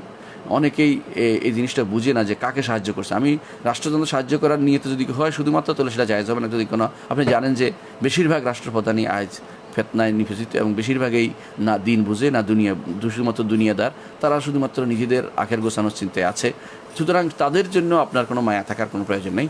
আপনি চিন্তা করবেন আপনার দাওয়াতের চিন্তা সবসময় যেন থাকে, এবং আপনি দাওয়াত কীভাবে দেন সে চিন্তা করে আপনি সে চাকরি করতে পারবেন, কোনো সমস্যা নেই। এবং সেটা আপনার যেন নিয়ত থাকে যে আমি যা করব তা যেন এদের এই দিনের দিকে তাদেরকে আহ্বান করা, বা মানুষকে দিনের প্রতি আহ্বান করা, মানুষকে দিনের উপর রাখা এবং তাদেরকে দিনের প্রতি দিন থাকা সাহায্য করা, এর নিয়তে আমি শুধুমাত্র কাজ করব। আলহামদুলিল্লাহ, সরকার থেকে যা পাবো সেটা তো নিয়ে আমার প্রাপ্য। আসলে অনেকে মনে করেন সরকার থেকে টাকা নেওয়া নাজায়েজ, না নাজায়েজ নয়, এটা প্রাপ্য। কারণ সরকার আমার থেকেই নিচ্ছে, আমার আপনার থেকে ট্যাক্স নিচ্ছে আমাদেরকে দেওয়ার জন্যই। সুতরাং এটাকে আপনি সরকার অমুক থেকে নিচ্ছে, অমুক থেকে নিচ্ছে, সরকার বিভিন্ন হারাম থেকে নিচ্ছে, এটা আপনি দেখবেন না। কেন দেখবেন না জানেন? রাসূলুল্লাহ সাল্লাল্লাহু আলাইহি ওয়াসাল্লামের একটি আদর্শ আমাদেরকে মনে রাখতে হবে, তাবদিল ইয়াদ তাবদিল হুকুম হয়। হাত বদলের কারণে হুকুম পরিবর্তন হয়।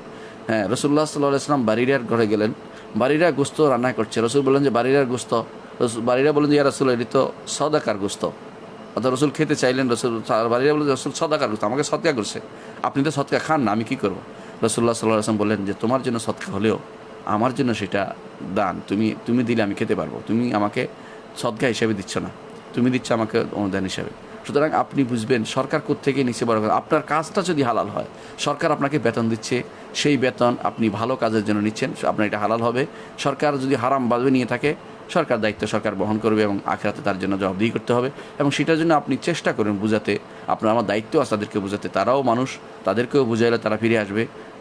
তারাও বিভিন্নভাবে প্রভাবিত হয়, বিভিন্ন দেশের বিভিন্ন আইনের কারণে, বিভিন্ন জিনিস তারা ইন্টারন্যাশনাল ট্রিটির কারণে অনেক সময় তারা অনেক কিছু করতে বাধ্য হয়, সেগুলো আপনি জানেন না। যারা সরকার থাকে তারা বুঝে কতটুকু চাপ তাদের অনুভব করতে হয়। সেজন্য আমার উচিত তাদেরকে হেদায়েতের জন্য আহ্বান জানানো এবং তাদেরকে এইভাবে বুঝানো যে জিনিসটা হারাম, আখিরাতের ভয় দেখানো, আল্লাহ তাআলার মহব্বতের দিকে এগিয়ে আসার কথা বলবেন। কোরআনের বিধানের কথা তাদেরকে জানানো উচিত, হাদিসের বিধানের কথা জানানো উচিত, রাসূলুল্লাহ সাল্লাল্লাহু আলাইহি ওয়াসাল্লামকে ভালোবেসে তার বিধানকে বাস্তবায়ন করার জন্য তাদেরকে আহ্বান জানানো উচিত। এবং আপনি এই জায়গায় থাকলে, অর্থাৎ সরকারিতে চাকরি থাকলে যতটুকু আপনি হেল্প করতে পারবেন অন্য কোথাও একটু করতে পারবেন না। আমার এক বন্ধু দেখেছি, তিনি ব্রাউনবাড়িয়াতে তিনি পোস্টিং হয়েছে। তিনি আমাকে গতকাল যে প্রশ্নগুলি করেছেন তা থেকে বুঝেছি তিনি একাই লড়তে পারতেছেন মাদকের বিরুদ্ধে, সন্ত্রাসের বিরুদ্ধে তিনি যেভাবে কাজ করে যাচ্ছেন। তো এই জায়গাতে একজন ভালো মানুষ যদি উনি না যেতেন, খারাপ মানুষ যাইতো, সে মাদক সেবী যদি কোনো সেরকম সেখানে উপস্থিত হতো, আপনি কি মনে করেন যে উপকার করতে পারতেন? তাহলে রাষ্ট্র থেকে তো আমরা যেতে পারবো না, আমরা কোথায় যাব? আমরা যতটুকু পারি, ইন উরিদু ইল্লাল ইসলাহ মাস্তাতা'তু, নবী যেভাবে বলেছেন যতটুকু পারি আমরা ইসলাহ করি, মানে মানুষকে ভুল পথ থেকে বের করে সঠিক পথে আনার চেষ্টা করি। সুতরাং আমরা আমাদের বেস্ট যতটুকু আমরা দিতে পারি ততটুকু দেওয়ার চিন্তা ভাবনা, যতটুকু পারি দেওয়ার চিন্তা ভাবনা করবো। যেখানে আছে সেখান থেকে। এটাই আমাদের শেখ বিন বাজ রাহমাহুল্লাহ বলতেন যে এই যুগটি মারামারি হানাহানির যুগ নয়, এই যুগটি বাড়াবাড়ির যুগ নয়, এই যুগটি হচ্ছে দাওয়াতের যুগ। নরম সরে এবং নরমভাবে বুঝিয়ে তাদেরকে বদ্দিনী থেকে ফিরে এনে দিনের দিকে নিয়ে আসা, এটা হচ্ছে এই যুগ। এখানে আপনি আগের মতো সেই পরিবেশ পাবেন না। ফিতনার যুগ চলে এসেছে, এতে কোনো সন্দেহ নেই। আগের মতো সে পরিবেশ পাবেন না যে আপনার সহযোগী হবে হাজার মানুষ, এরকম নাই। বরং আপনার বিপক্ষে দাঁড়াবে সবাই, বিপদে পড়লে আপনাকেই তিরস্কার করবে। এই জন্য আপনার দাঁড়ানো উচিত নরমভাবে, যতটুকু যেখানে আছে ততটুকু আপনার দায়িত্ব অনুসারে আপনি পালন করুন এবং সরকারি চাকরি করুন। আমি পরামর্শ দিব যেখানে শরীয়ত অনুমোদন করেছে সেখানে। আশা করি বিষয়টি বুঝতে পারছেন। প্রশ্ন করেছেন শেখ নোমান আলী খান কেমন, যদি ওনার সমস্যাটি নির্দিষ্টভাবে বলতেন তাহলে ভালো হয়। দেখুন, প্রথমত নোমান আলী খান, আমরা সাধারণত নাম ধরে বলা অভ্যস্ত না, তবে বলতেছি নোমান আলী খান একজন মোটিভেশনাল স্পিকার, এতে কোনো সন্দেহ নেই। তার বক্তব্য শুনে পাশ্চাত্য বা বিভিন্ন দেশের মানুষ বিভিন্নভাবে পরিবর্তিত হচ্ছে, অনেকে সেটা বলে থাকেন। কিন্তু দুর্ভাগ্য হচ্ছে একটাই, যে সমস্ত বক্তার কোনো বিকল্প আমরা পাশ্চাত্যে দেখতে পাই না। এই বিকল্পগুলো ভালো করে তাদেরও আবার বিভিন্ন সমস্যা আমরা দেখতে পাই। তো যিনি যেহেতু ইংরেজি বক্তা, তো ইংরেজি যারা জানে বা তারা ইংরেজি ভাষা বুঝে, তাদের জন্য এদের উপর নির্ভর করছে, আর কিছু পাচ্ছে না, তখন তাদের হয়তো একটা ওজোর থাকতে পারে। আপনি আমি যারা ভিন্ন ভাষার লোক পাচ্ছি, আমাদের কাছে ডক্টর মঞ্জুরুল ইলাহির মতো লোক আছেন যিনি স্পষ্টভাবে সব কিছু বুঝে দিতে পারেন, নোমান আলী খানের চেয়ে ভালো ইংরেজি বলতে পারবেন ইনশাআল্লাহ। এরকম ব্যক্তি আমাদের মধ্যে আছেন, তার স্পিচ আছে, আপনি দেখতে পান। আমাদের মধ্যে মাশায়েখদের অনুবাদ করা গ্রন্থ আছে আলহামদুলিল্লাহ। আমাদের মধ্যে এরকম মানুষগুলো যারা আছে তাদের থেকে আপনি বক্তৃতা নিতে পারেন। আপনি কেন ওনার বক্তৃতা নেবেন? অনেকেই এরকম প্রশ্ন আমাকে করে থাকেন। আরেকদিন আমাকে এরকম প্রশ্ন করেছিলেন আমাকে নিয়ে, আহমদ মুসা জিবরিল নিয়ে। আমরা এদের কখন দ্বারস্থ হবো? যখন আমাদের হাতের কাছে কোনো আলেম দেখতে পাবো না, আমরা বিপদে আছি, কিছুই জানি না, তখন আমরা একজন নিচ্ছি। যখন আমাদের কাছে সব আছে তখন এই বিতর্কিত ব্যক্তিদের কাছে কেন যাব? বিতর্কিত ব্যক্তিগুলি কী সমস্যা আমি আপনাকে বলি। কেউ আছে খারেজি টাইপের, কেউ আছে এমন যে তারা দিন সম্পর্কে এখনও দিনকে তারা মনে করেছে কিছু আবেগপূর্ণ কথার মধ্যে সীমাবদ্ধ। তারা বিভিন্ন রকমের এমন এমন গল্প দিবে যে গল্প কখনো শুদ্ধ না। আপনি জানেন যে পাকিস্তানে একজন বক্তা আছে, তাকে অনেক আবেগপূর্ণ বক্তৃতা করে এবং তার আবেগে আমরাও আপ্লুত হয়ে যায়, তো আবেগ আছে তার মধ্যে। কিন্তু সমস্যা কি, এত বানোয়াট হাদিস বর্ণনা করবে যার কোনো কোথাও আপনি তার কিছুই খুঁজে পাবেন না কোনো বইতে। এমন এমন দুর্বল হাদিস বর্ণনা করবে যা কোথাও কোনো হাদিস হিসেবে আসলে আলেমরা বর্ণনা করা জায়েজ মনে করেননি। তো এরকম বক্তব্য আমরা দেখতে পাই। এই জাতীয় আপনি যার কথা বলেছেন, ওনার একটা বড় সমস্যা হচ্ছে উনি তো আকিদার ব্যাপারটা গুরুত্বই দেন না। অথচ ইসলামের মূল হচ্ছে, ইসলাম হচ্ছে আকিদা। আকিদা করার পরেই হচ্ছে শরিয়া। আকিদা যে ব্যক্তি জানবে না সে ব্যক্তি শরিয়া কীভাবে জানবে? যেই ব্যক্তি আকিদার ব্যাপারটি গুরুত্ব না দিয়ে সমাজের সাথে মিশে, ইউরোপিয়ান সমাজের সাথে মিশে গিয়ে তাদের মতো হয়ে তাদের সাথে মিশে সেখানে গিয়ে কোনো রকমের দিনের একটা কথা বলতে চাচ্ছেন, এটা কিন্তু ইসলামের দাওয়াতের পদ্ধতি না।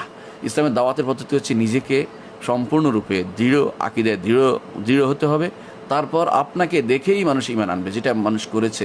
সালফে সালেহিনরা ঈমানে দৃঢ় ছিলেন, আকিদায় দৃঢ় ছিলেন, তাদের দেখে তারা হেঁটে গেলে ঈমান আনছে। আপনি মনে করছেন যে আপনি যদি ইউরোপিয়ান সমাজের সাথে মিশে গিয়ে তাদের মতো ছেলেদের সাথে মেয়েদের সাথে বসে আড্ডা দিতে পারেন, মুখ খোলা মানুষের সাথে বসে তাদের সাথে হ্যান্ডশেক করতে পারেন, টাকরুর নিচে কাপড় পরতে পারেন, অথবা আপনি তাদের মতো এইভাবে চলতে পারেন, টুপি ব্যতীত, কাপড় ব্যতীত, তাহলে হয়তো তারা বেশি গ্রহণ করবে। আপনি নিজেকে ছাড় দিয়ে ইসলামকে ছাড় দিচ্ছেন। আপনি নিজেকে ছাড় দিয়ে ইসলামকে ছাড় দিচ্ছেন। ইসলামের এক বিন্দু ছাড় দেওয়ার কোনো সুযোগ নেই। আপনি যদি নফল কাজ পরিত্যাগ করেন, একটা কথা ছিল, কিন্তু হারামের মোড়তাকে হতে পারেন না। হ্যাঁ, আপনি কখনো কখনো কোনো নফল কাজ ছাড়তে পারেন বিশেষ কারণে, যে এখানে এরা বুঝে না, কিন্তু আপনি শিরক এবং কুফরির ব্যাপারে কোনো ছাড় দিতে পারেন না। রাসূলুল্লাহ সাল্লাল্লাহু আলাইহি সাল্লাম তিনি কাবা ভাঙেননি। কেন? যে বলেছেন, আয়েশা, যদি তোমার কওম মুসলিম না হতো, অর্থাৎ এই কিছুদিন আগে শিরকের মধ্যে ছিল, এরকম না হতো, আমি কাবা ভেঙে নতুন করে কাবা ইব্রাহিম আলাইহিস সালামের কায়দার উপরে নির্মাণ করতাম।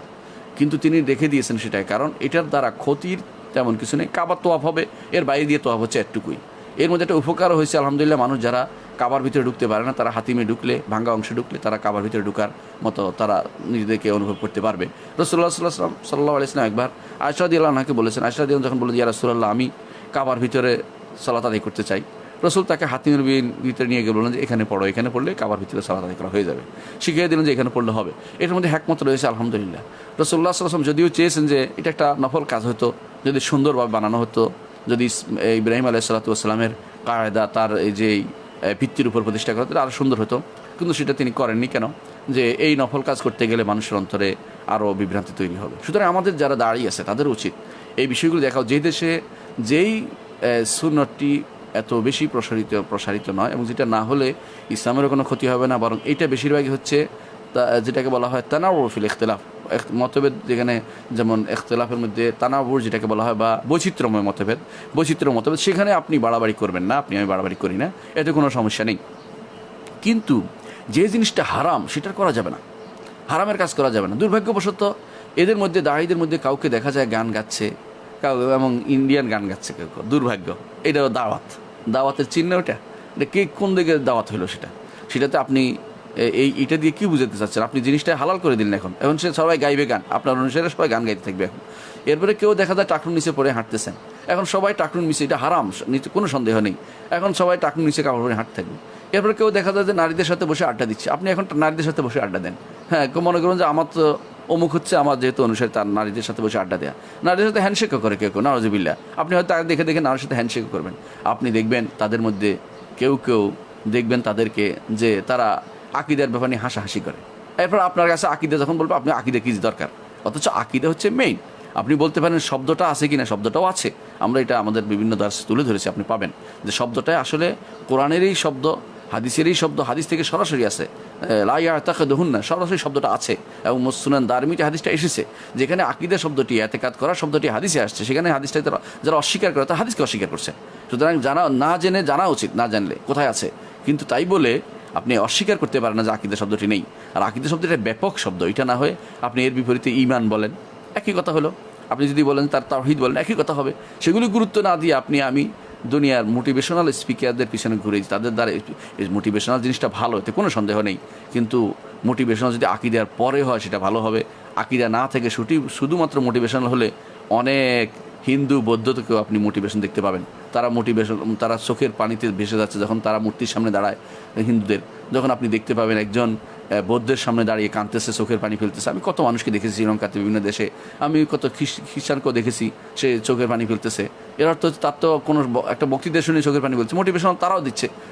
সব মোটিভেশনাল আপনার জন্য আপনার দিনের জন্য যথেষ্ট নয়, এবং দিনের জন্য আপনার জন্য সেটা কার্যকরী হবে না। যদি ইমানের পরে মোটিভেশনাল কাজ হয় সেটা হবে গ্রহণযোগ্য। আমি বলেছিলাম যে পাকিস্তানের একজন ভালো বক্তা, কিন্তু তার মোটিভেশন আছে, কিন্তু এই মেহনতের আছে, অনেক কষ্ট করছেন, কিন্তু এই দুর্বল হাদিস আর বানোয়াট বর্ণনা দিয়ে যে তিনি যেভাবে বর্ণনা করেন সেগুলো কিন্তু মোটিভেশনাল চলে, কিন্তু এগুলোর একটা খারাপ দিক রয়েছে। কারণ খারাপ দিক কী, এই কাহিনীগুলো একসময় আমাদের জন্য বিপদের কারণ হয়ে দাঁড়াবে। এগুলোর মধ্যে এমন এমন এলিমেন্টস আছে যেগুলো আকিদা বিরোধী।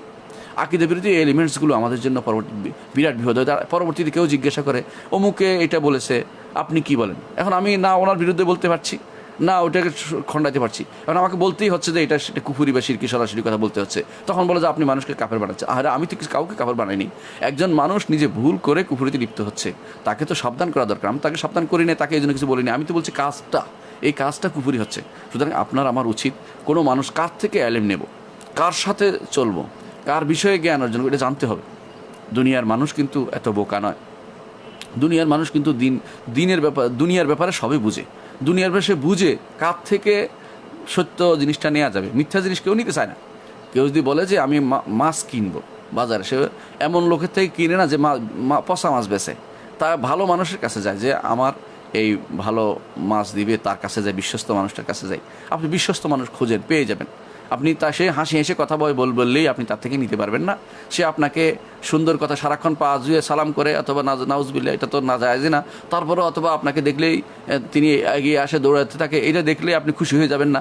এই জাতীয় একরামুল মুসলিমিনের কোনো মূল্য নাই। কারণ এটা আসলে আপনার ক্ষতি করার জন্য, যেহেতু আপনি সেই জানে না, জাহেল সবসময় কিন্তু ক্ষতিই বেশি করে। এই জন্য আলেমের পথে থাকবেন, আলেমদের অনুসরণ করবেন, যারা দিন জানে। আমাদের ডক্টর মঞ্জুর ইলাহি আছে, ডক্টর সাইফুল্লাহ আছে, ওনাদের মতো লোকদের যারা দিন সম্পর্কে বাংলা ভাষাভাষী, তাদের থেকে আপনি নিতে পারেন। যদি আপনি আরবি ভাষাভাষী নেন, আমাদের মাশায়েখদের মধ্যে শেখ সুলাইমান সেলিমুল্লাহ রাহাইলি আছেন, শেখ সালেহ আল ফাউজান আছেন, তাদের থেকে নেন। আর যদি কোনো বলেন আমি এই দেশীয় যারা উর্দু ভাষাভাষী আলেমদের থেকে নিতে পারেন। আলহামদুলিল্লাহ আবু জায়েদ জামিরের কথা নিতে পারেন, অনুরূপভাবে শেখ জুবাইর আলী জাহির কথা নিতে পারেন। আলহামদুলিল্লাহ এদের খেদামত আছে, এরা দিন বুঝে এবং সেটাকে আলোচনা করেছে। হ্যাঁ, আপনি সব মশালা একমত হতে হবে জরুরি না।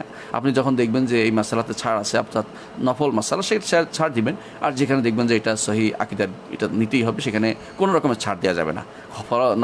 নফল ছাড়া আপনি ফরজিয়াতে কোনো ছাড় দেওয়া যাবে না, এবং হারামের জায়গাতে কোনো ছাড় দেওয়া যাবে না, শিরক এবং কুফরি জায়গাতে কোনো ছাড় দেওয়া যাবে না, তাওহীদের জায়গাতে কোনো ছাড় দেওয়া যাবে না। এই ব্যাপারগুলোতে গুরুত্বের সাথে আমাদেরকে নিতে হবে। এখানে সাময়িকভাবে আমরা এই নীতি অবলম্বন করা, যেটা পাশ্চাত্যের এই দাড়িটা করে থাকেন, তা থেকে দূরে থাকবো। সাময়িক নীতি কি, যে এখন তাদের সাথে এইভাবে চলি, হয়তো তারা এবার ফিরে আসবেন না, তারা বরং আপনাকে নিয়ে যাবে ওই জায়গায়। মনে রাখবেন, পাশ্চাত্যে যারা দাঁড়ি, তাদের বেশিরভাগই সমস্যা এটা। তারা মনে করে এইভাবে চললে বোধহয় এরাই ইসলাম গ্রহণ করবে, আমার দিকে ফিরে আসবে। বেশিরভাগ সময় তার উল্টোটাই হয়। আপনি ধীরে ধীরে আপনার অনেক মাবদা থেকে দূরে সরে যাবেন, এটাই আমরা দেখি। অনেক নীতি থেকে আপনি দূরে সরে থাকবেন, এটাই আমরা দেখতে পাই। এবং দেখতে পাই একজন বিখ্যাত আমেরিকান বক্তা, যিনি একসময় ভালো দাওয়াত দিতেন, ধীরে ধীরে তিনি সুবহানাল্লাহ আলেমে দ্বীনদের বিরোধিতা করতে আরম্ভ করেছেন। বিখ্যাত একজন কাদি নামে শেষে আছে, তিনি শেষে দেখলাম, আমি নাম ধরে চাচ্ছি না, সেজন্য বলছি, প্রথম তিনি যে দাওয়াতের কাজগুলি করতেন অনেকের কাছে পছন্দনীয় ছিল। ধীরে ধীরে তিনি এমন মতামত ব্যক্ত করতে আরম্ভ করলেন কারণ যেই পরিবেশে থাকে মানুষ সেই পরিবেশ দ্বারা প্রভাবিত হয়ে পড়ে। এই জন্য আপনি সেই পরিবেশে গিয়ে তারা যে জিনিসটা দিচ্ছেন সেই পরিবেশে হয়তো তার জন্য কোনো ওজোরের কারণে হয়তো বলছে। আপনার কি ওজোর? আপনি মুসলিম দেশে থাকেন, মুসলিমদের থেকে নেওয়ার সুযোগ আছে আপনার, আপনি কী হিসাবে সেখানে এগুলি তাদের থেকে নিচ্ছেন? যারাই এরকম দিকভ্রান্ত বা যাদের মধ্যে সমস্যা আছে তাদের থেকে দূরে থাকার কথা বলবো। অনেকেই আমরা রাগারাগি করবেন যে আমি কাউকে ঘৃণা করছি, কাউকে অহংকার করছি, কারোর সাথে হিংসা করছি বা বিদ্বেষ করছি। বিশ্বাস করেন, আল্লাহকে সাক্ষী রেখে বলছি, আমি ওনার বিরুদ্ধে যাচ্ছি না। উনি যদি আজও যদি কোনো ফিরে আসে দিনের দিকে, কাল থেকে আমি ওনার পক্ষে বলবো। কিন্তু উনি যে সমস্ত কাজগুলি করেন ওনারা, সেগুলি আসলেই গ্রহণযোগ্য না। সেগুলো ছাড় দিয়ে ইসলাম কখনো প্রতিষ্ঠা হয়নি। ইসলামের মৌলিক জায়গায় কোনো ছাড় দেওয়া যায় না। আপনি নফল কাজ না করতে পারেন, কোনো নফল আমল না করতে পারেন, সেটাতে আমি বাধ্য করবো না। তিনি যদি কোনো বলে যে আমি তারাবির নামাজ 5 রাকাত, আমি 4 রাকাত পড়বো, আমি তাও বাধা দিব না, কারণ যা পড়লে না পড়লে তো গুনাহ হবে না। ভালো কাজ, কিন্তু এটা নয়। কিন্তু কেউ যদি কোনো টাকরু নিচে কাগজ পড়ে, মেয়েদের সাথে হ্যান্ডশেক করে, মেয়েদের সাথে একান্তে বসে গল্প করে, আড্ডা দেয় এবং এটাকে ইসলামের রূপ দিতে চেষ্টা করে, আধুনিক ইসলাম নাম দেয়, লিবারাল নাম দেয়, এই জিনিসগুলো আসলে ইসলামের ভিতরে নেই। এগুলো যতই করবেন তত ইসলামকে আপনি অপমানিত করছেন, ইসলামকে অপূর্ণাঙ্গ মনে করছেন এবং ইসলামের এই দাওয়াতি টেকনিক নাম দিয়ে ইসলামকে ডুবানোর চিন্তাভাবনা আপনি করছেন। এটা করা যাবে না। নিজেকে নিজের মাবদায়ের উপরে, নিজের নীতির উপরে, নিজের আকিদের উপরে, নিজের শরীয়র বিধানের উপরে সম্পূর্ণভাবে রাখতে হবে। শুধুমাত্র যেখানে নফল কাজ আছে সেখানে আপনি যদি ছাড় দেন পরিবেশের কারণে, সেটা শরীয়ত অনুমোদন করেছে। যেমনি আমরা বলেছি ইয়ার ব্যাপারে, কাবার ব্যাপারে যেমন বলেছি, সেরকম সামান্যতম জিনিস হলে সেটা হলো আলাদা কথা। কিন্তু যেখানে আমি জানতে পারি যে এটাই করতে হবে, সেখানে বিপরীতটা করার কোনো সুযোগ নাই। আশা করি বিষয়টি বুঝে আসছে। প্রশ্ন করেছেন, হায়েজ অসুস্থ অবস্থায় কদর রাতের আমল কিভাবে সম্পাদন করতে হবে? হায়েজ অবস্থায় যেহেতু আপনি সালাত পড়তে পারছেন না, কদর রাতের আমলের ক্ষেত্রে আপনার কাজ কিন্তু একটা কমছে, কিন্তু আরও আছে। কারণ আমরা জানি যে কদর রাত্রে আমল শুধু সালাত নয়, কদর রাত্রির আমল আপনি ইস্তেগফার করা, ক্ষমা প্রার্থনা করা। আয়েশা রাদিয়াল্লাহু আনহাকে রাসূলুল্লাহ সাল্লাল্লাহু আলাইহি ওয়াসাল্লাম যা শিক্ষা দিয়েছেন সেটাই বলুন। আল্লাহুম্মা ইন্নাকা আফুউন তুহিব্বুল আফওয়া ফা'ফু আন্নী। বাংলায় বলুন, আল্লাহ তুমি ক্ষমাশীল, আল্লাহ আপনি ক্ষমাশীল, ক্ষমা করতে ভালোবাসেন, আল্লাহ আপনি আমাকে ক্ষমা করে দেন। আপনার আমার মতো একজন মানুষ বা লক্ষ মানুষকে ক্ষমা করলে আল্লাহর একটু কিন্তু কম হবে না, একটু কম হবে না। আল্লাহ তাআলা এটা কিছুই যায় আসবে না। শুধু আল্লাহ চাচ্ছেন আমরা যেন ক্ষমাটা চেয়ে নেই, আমরা যেন ক্ষমা চাই। এই জন্য এই কাজটা আমরা করতে পারি। অসুস্থ অবস্থায় কোনো সমস্যা নেই, হায়েজ অবস্থায় মুখ থেকে আপনি শুধু বেরই হোক, আল্লাহ ক্ষমা করে দাও, আল্লাহ ক্ষমা করে দাও, আল্লাহ ক্ষমা করে দাও, একটু বলতেই থাকেন সারা রাত ধরে, এটাও আপনার কাজ হবে। আর কি করতে পারেন? ইস্তেগফার করতে পারেন। ইস্তেগফার, আস্তাগফিরুল্লাহ আল্লাযী লা ইলাহা ইল্লা হুয়াল হাইয়ুল কাইয়্যুম ওয়া আতুবু ইলাইহি, সুবহানাল্লাহ, আলহামদুলিল্লাহ, আল্লাহু আকবার, লা ইলাহা ইল্লাল্লাহ, লা হাওলা ওয়ালা কুওয়াতা ইল্লা বিল্লাহ, এগুলো সবগুলো পড়তে পারবেন। এগুলো সবচেয়ে উত্তম কালিমা, পৃথিবীতে সবচেয়ে উত্তম কালিমা যেগুলো, এর মধ্যে হচ্ছে সুবহানাল্লাহ, আলহামদুলিল্লাহ, আল্লাহু আকবার, লা ইলাহা ইল্লাল্লাহ, লা হাওলা ওয়ালা কুওয়াতা ইল্লা বিল্লাহ, এগুলি পড়তে পারেন, কোনো সমস্যা তো নাই। আর আপনি বেশি বেশি করে দান সদকা করতে পারেন, এটা তো কোনো নিষেধ নেই। আর আপনি বেশি বেশি করে অনুবাদ পড়তে পারেন কোরআনের, কোনো সমস্যা নেই। ব্যাখ্যা পড়তে পারেন, হাদিসের অর্থ পড়তে পারেন, হাদিসও পড়তে পারেন, কোনো সমস্যা নেই। হাদিস ধরতে ওযু লাগে না, হাদিসের অর্থ পড়তে পারেন। সকাল বিকেলের দোয়াগুলো করতে পারেন, যেগুলো কোরআন আয়াত নয় সেগুলি পড়তে পারবেন। এবং রাতের দোয়াগুলো করতে পারবেন, সেগুলি কোরআন আয়াত নয় সেগুলি পড়তে পারবেন, কোনো সমস্যা নেই। তাহলে আপনার আমার শুধু কোরআন কেন্দ্রিক, সালাত কেন্দ্রিক দুইটা জিনিস বাদ দিলে বাকি কাজ তো আপনার জন্য উন্মুক্ত রয়েছে। আপনি দুরূদও পড়তে পারবেন বিশুদ্ধ মতে, কোনো সমস্যা নেই। তবে সালাত পড়তে পারেন। রাসূলুল্লাহ সাল্লাল্লাহু আলাইহি ওয়াসাল্লামের উপর সালাত পড়া তো সবচেয়ে বড় ইবাদতের অন্তর্ভুক্ত। রাসূলুল্লাহ সাল্লাল্লাহু আলাইহি ওয়াসাল্লামের এক সাহাবী বলছেন, ইয়া রাসূলুল্লাহ, আমি আপনার উপর সালাত পেশ করি, কতটুকু করব? বলছে যে 3 ভাগের 1 ভাগ। বলছে আরও বাড়াইতে পারো। অর্থাৎ যত ইবাদত করে বেশিরভাগ কাজে হচ্ছে রাসূল পাক আল্লাহুম্মা সাল্লি আলা মুহাম্মদ বলা, এ সংক্ষিপ্ত আল্লাহুম্মা সাল্লাল্লাহু আলাইহি ওয়াসাল্লাম বললে হয়ে গেল। সাল্লাল্লাহু আলাইহি ওয়াসাল্লাম, সালাত হলো, সালামও হলো, দুটোই হলো। একজন মানুষ যদি সারা রাত ধরে কেবল সাল্লাল্লাহু আলাইহি ওয়াসাল্লাম বলে, মন থেকে রাসূলের উপর সালাত পেশ করে, বিরাট ব্যাপার, কিন্তু তার জন্য এটাও যথেষ্ট হয়ে যায়। এটা ওযু লাগে না, আপনার হায়েজ অবস্থায় পড়তে কোনো সমস্যা নেই। তো এই অবস্থায় আপনি যারা মনে করেন ওযু লাগে, এটা ঠিক বলে নেই, তাদের কোনো দলিল নেই, বরং এটা সালাত আপনি পড়তে পারেন এই হায়েজ অবস্থা। এবং যারা এরকম অসুস্থ অবস্থা তারাও পড়তে পারছেন, কোনো সমস্যা নেই। সুতরাং আপনি বেশি বেশি করে, রাসূলুল্লাহ সাল্লাল্লাহু আলাইহি ওয়াসাল্লাম যখন বললেন যে তুমি 3 ভাগ 1 ভাগ বেশি করতে পারো, সাহাবী বললেন তাহলে অর্ধেক, রাসূলুল্লাহ আরও বাড়াতে পারো। তখন সাহাবী বললেন তাহলে আমি শুরুটাই আপনার জন্য, আমার দোয়ার বেশিরভাগই শুধুমাত্র আপনার উপর সালাত পেশ করো। রাসূল বললেন যে তাহলে তোমার যাবতীয় সমস্যার সমাধান হবে এবং ইয়াকফিকা হাম্মাক, তোমার যাবতীয় বিপদ থেকে তোমাকে যথেষ্ট হয়ে যাবে, আলহামদুলিল্লাহ। এবং এটা তোমার দোয়ার জন্য যথেষ্ট হয়ে যাবে। তাই আলহামদুলিল্লাহ, একজন মানুষ এই একটা অসুস্থ হয়েছে, কী কথা, কী সমস্যা, কোনো সমস্যা নেই, আপনি অন্য কাজগুলি করুন। আল্লাহ তাআলা দেখছেন আপনি যদি কোনো সুস্থ থাকতেন, আপনি সালাত পড়তেন, আপনি সুস্থ থাকলে আপনি কোরআন তিলাওয়াত করতেন, আল্লাহ তাআলা দয়া পরবশ হয়ে আপনার জন্য সেটা লিখে দেবে। হাদিসে আছে রাসূলুল্লাহ সাল্লাল্লাহু আলাইহি ওয়াসাল্লাম বলেছেন যে কেউ যদি কোনো আমল করত অসুস্থতার কারণে অথবা সফরের কারণে সে করতে পারেনি, যখন আমরা এখন মসজিদে যেতে পারছি না কোভিড-19 কারণে, আমরা এখন অনেক কাজ করতে পারছি না, বিভিন্ন দাওয়াতের কাজ যেতে পারছি না কোথাও, আল্লাহ তাআলার কাছে আমরা দোয়া করি আল্লাহ যেন আমাদেরকে সেগুলো লিখে দেন। হাদিস যেভাবে আসছে যে কেউ যদি কোনো এরকম অবস্থা অসুস্থ অথবা সফরের কারণে কোনো আমল করতে পারেনি, আল্লাহ তাআলা দয়া পরবশ হয়ে তার জন্য সেটা লিখে দেবেন। তার ফেরেশতাদের বলতে লিখে দাও। আমরা আল্লাহর কাছে দোয়া করি আল্লাহ যেন ফেরেশতাদের বলে দেন আমাদের যেন সেগুলি লিখে দেয়। আমরা যেগুলি করতে পারছি না বিভিন্ন কারণে, আল্লাহর কাছে এই দোয়াই করবেন, আপনার জন্য তাই লেখা হবে। হায়াত অবস্থায় আপনি যদি যেটা করতে পারেন সেটা লেখা হবে, আর যেটা করতে পারবেন সেটা করবেন। অনেক কিছু আপনি করতে পারবেন যেগুলো আপনি কল্পনা করতে পারছেন না। বসে আর কিছু না হোক সুবহানাল্লাহ পড়েন, আলহামদুলিল্লাহ পড়েন, আল্লাহু আকবার পড়েন, এগুলো অর্থ বুঝেন, এক একটা তসবির কী মূল্য সেটা বুঝেন। আলহামদুলিল্লাহ যদি আমাদের এই গ্রন্থটি বের হয়, বিশেষ করে ওজিফা গ্রন্থটি বের হয়, ইনশাআল্লাহ আপনারা এর থেকে আরেকটু উপকৃত হতে পারবেন। আল্লাহর কাছে দোয়া করে যেন আল্লাহ তাআলা কাজ সহজ করে দেন। আপনারা দোয়া করবেন যেন আল্লাহ তাআলা আমাদের আমল কবুল করেন। তো এইটুকু আজকে এটার উত্তর, তাই না? আচ্ছা, এরপরের প্রশ্ন হচ্ছে, আমার মেয়ের বয়স 7 মাস হবে, আমি সহিহ আকীদায় তারে বড় করতে চাই, আমি কি করতে হবে? আলহামদুলিল্লাহ, আল্লাহ তাআলা আপনার নিয়তে বরকত দিন। সহিহ আকীদায় বড় করতে হলে আপনি প্রথম থেকে ঘরেই তার নিজে প্র্যাকটিস করুন, মেয়েকে ধীরে ধীরে শিক্ষা দেন আল্লাহ তাআলা সম্পর্কে। প্রথম দার্স হোক সৃষ্টি এবং স্রষ্টা আলাদা। আপনার মেয়েকে শিখাবেন যে আমাদের রব হচ্ছেন আল্লাহ, তিনি আরশের উপর রয়েছেন। আরশ পৃথিবীর এই সৃষ্টিগুলো সবগুলো অত্যন্ত ক্ষুদ্র আরশের তুলনায়। কুরসির মধ্যে আরশের জায়গা হয়, রব্বুল আলামিন আরশের উপরে আছেন এবং সেটা তিনি কোনো আরশের বাধ্য নন, আরশ তাকে বহন করে না, তিনি বরং আরশ এবং সব কিছুকেই তিনি ধারণ করে আছেন, তিনি সবগুলোকে তিনি লালন পালন করছেন। তো তিনি আরশের উপর রয়েছেন, তিনি ঘোষণা দিয়েছেন, সেটাকে বিশ্বাস করতে হবে। ধীরে ধীরে তাকে এটা মাথার ভিতরে ঢুকাবেন। ভবিষ্যৎ প্রজন্ম যেন অন্তত দুইটা জিনিস করে। আশ্চর্য জিনিস হচ্ছে, আপনি কোনো আরবদেরকে কোনো দিন কোনো গ্রামের কোনো আরব, বেদুইন কোনো আরবকে আপনি কোনোদিন পাবেন না যে আল্লাহকে সৃষ্টির ভিতরে মনে করছে, এরকম পাবেন না। কারণ তাদের এই আকীদা কোনোদিন ছিলও না। এদের আমাদের দেশের বিভিন্ন মানুষদের মধ্যে এই আকীদা হচ্ছে হিন্দুদের থেকে আসছে। আমাদের হিন্দু ছিলাম, এটা প্রমাণিত হইল আর কি। এখন হিন্দুদের থেকে তাদের নিকট স্রষ্টা সৃষ্টিজীবে বাস করেন, স্রষ্টা সৃষ্টিতে বাস করেন, এটা লেখাই আছে তাদের। যেমন পরেশ মণ্ডল তার বইটি লিখেছে হিন্দু ধর্ম শিক্ষাতে, যে হিন্দু ধর্মের বিশ্বাস হচ্ছে যে স্রষ্টা সকল জীবে বাস করেন। এই যে ধারণাটা, এটা হচ্ছে শিরকি আকীদা। আপনি একটু চিন্তা করেন, আব্দুল হাই লখনবী রহমতুল্লাহ আলাইহি উল্লেখ করেছেন তিনি তার মুখলাসাতুল ফতোয়াতে, তিনি বলছেন যদি কেন এটা একটু চিন্তা করে মানুষ যথেষ্ট হয়ে যায়। কেউ চিন্তা করে যে আল্লাহ সব কিছু তো বললে তো পায়খানাতেও হয়, পেশাবেও হয়, ময়লাতেও হয়, আল্লাহকে আমরা কি মনে করতেছি? হ্যাঁ, আর আল্লাহ সম্পর্কে আসলে না জানার কারণেই আকীদাগুলো এরকম নষ্ট হয়ে যাচ্ছে। আপনি জানেন আল্লাহ তাআলা কোরআন কারীম বলেছেন, মা কাদারুল্লাহ হাক্কা কাদরিহি ওয়াল আরদু জামিআন কবদাতুহু ইয়াওমাল কিয়ামা ওয়াস সামাওয়াতু মাতুইয়াতুন বিয়ামিনিহি।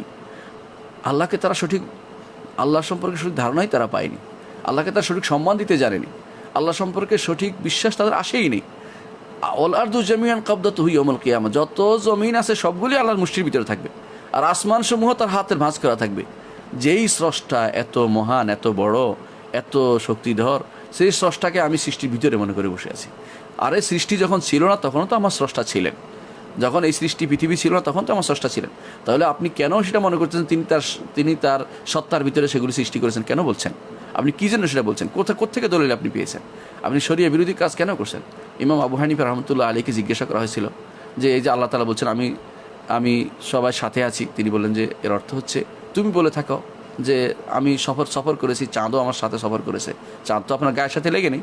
তিনি আল্লাহ তাআলা উপরে যিনি থাকেন, সর্বমহান যিনি, তিনি তার সব কিছু দেখেন, এটা হলো উদ্দেশ্য। এই জন্য প্রত্যেকটি আয়াতে যেখানে বলা হয়েছে যে মানুষ যাই করে তার সাথে আছি, সেখানে বলা হয়েছে আগে পিছিয়ে দেখবেন সেখানে লেখা আছে দেখছি এবং জানছি।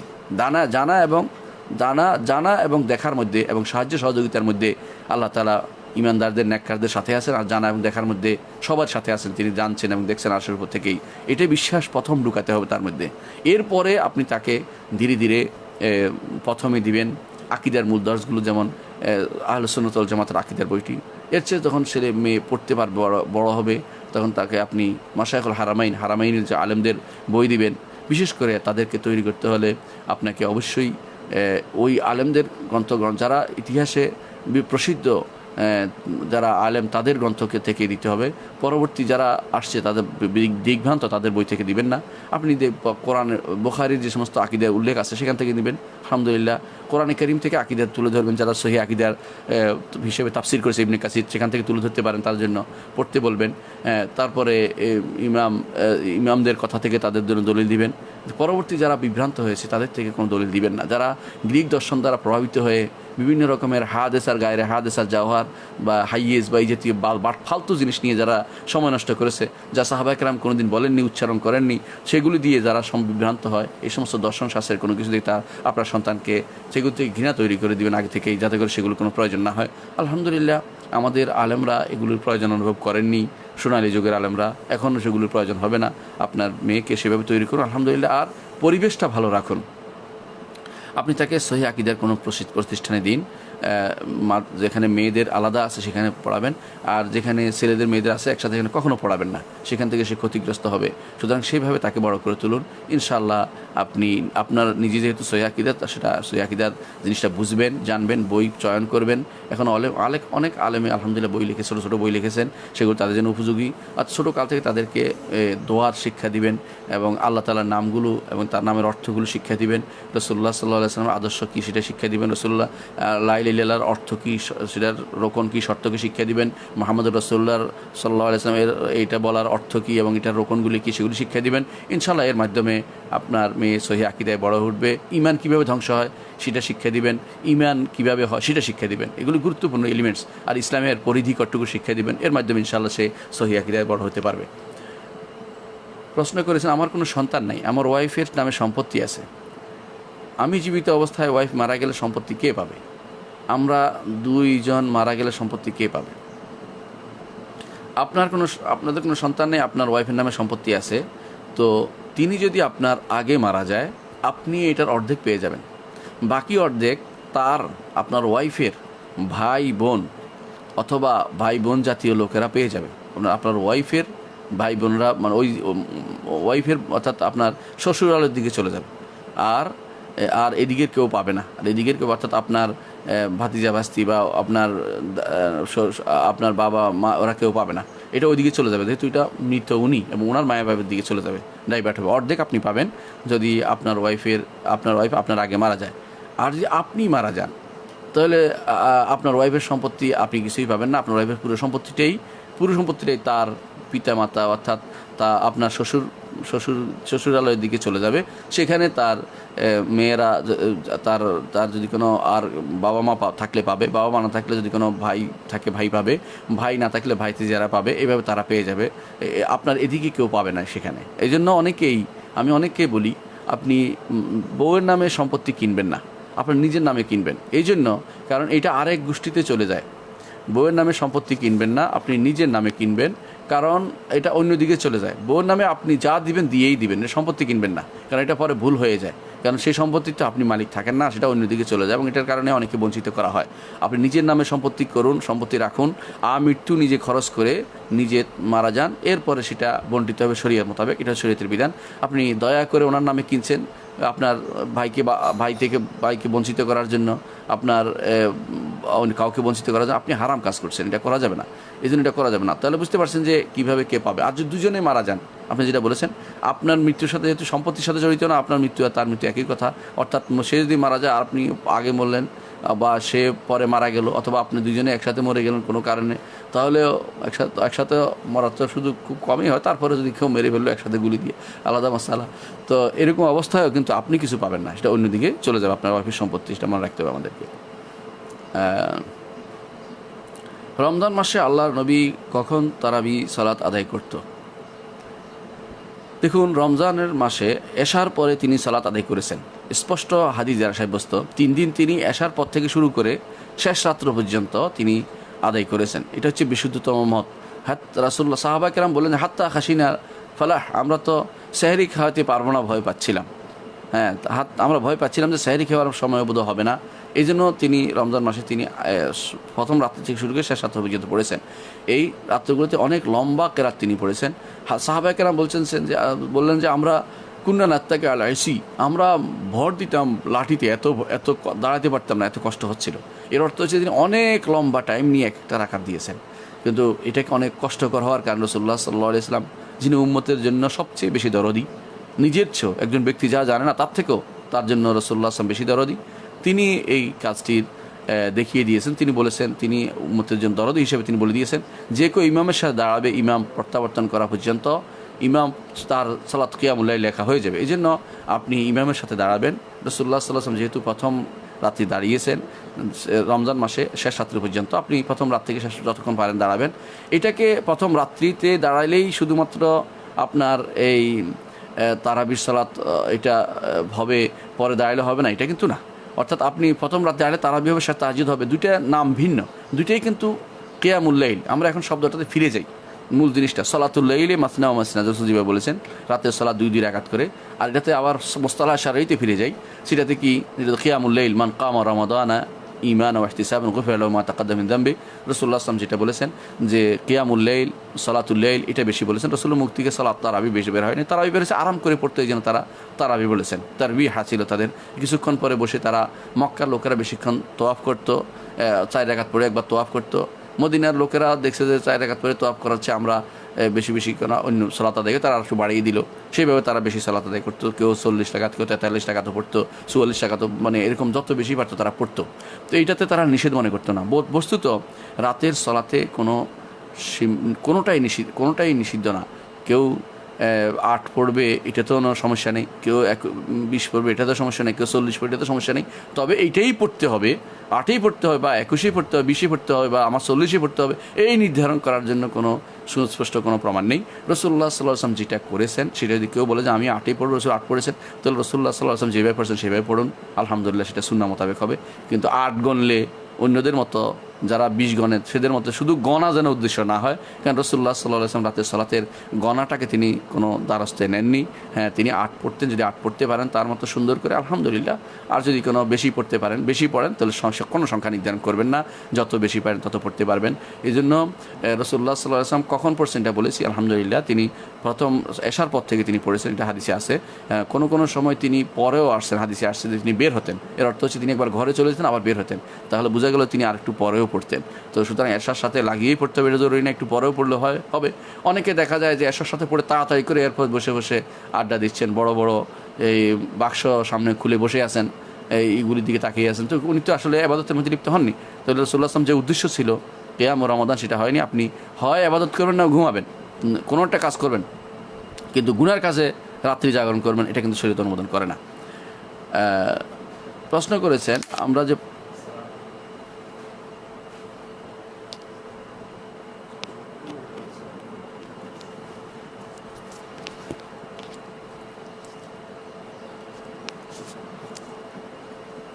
হ্যাঁ, এর পরের প্রশ্ন, এটা তো উত্তর দিয়ে দিছি না। আমরা যে প্রচলিতভাবে এশার সালাত পড়ে তারপর তারাবি সময় সালাত, এটা হয়ে গেছে আলহামদুলিল্লাহ। পরবর্তী প্রশ্ন হচ্ছে, জুমার নামাজ যদি আমি বাসা থেকে ইক্তেদা করতে চাই, সেক্ষেত্রে মসজিদের নামাজের কাতার কতটুকু দূরে থাকলে বাসা থেকে ইক্তেদা জায়েজ হবে? দেখুন, আপনার বাসাটা যদি কোনো মসজিদের পিছনের অংশে অথবা ডানে বামে হয়, এবং ইমাম সাহেব যদি বলেন যে যেহেতু আসতে পারছো না এবং তোমার লাগানো হয় আপনার বাসাটা ইমাম দেয়ালের সাথে, তখন ঘরে ওই ঘরে যারা পড়বে তারাও আমার মুক্তদি, তাহলে কিন্তু আপনার জন্য সেটা করা জায়েজ হবে।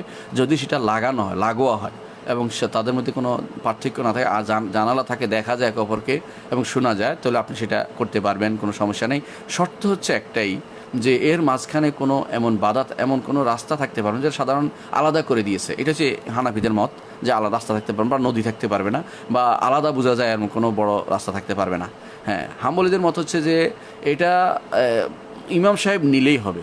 আর পিছনের পিছনে যারা আছে তাদেরকে দেখা, অর্থাৎ মুক্তাদি, পিছনের মুক্তাদি বা পাশের মুক্তাদিকে দেখা যায়, এরকম অবস্থা হতে হবে। এটা হাম্বলীদের মত। এটা বেশি ওয়াইড বেশি নিয়েছে তারা, অর্থাৎ দেখলেই হবে এটা মনে করতেছে তারা।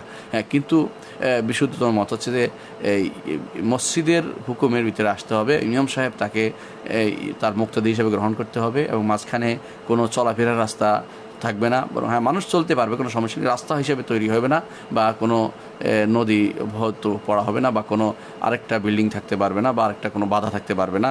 এটা হচ্ছে বিশুদ্ধতম মত। পরবর্তী প্রশ্ন হচ্ছে, বাংলাদেশে নাকি পীরেরা প্রথম ইসলাম এনেছে, একটু এ সম্পর্কে কিছু বলুন। দেখুন, মানুষ অনেক কিছুই দাবি করে থাকে।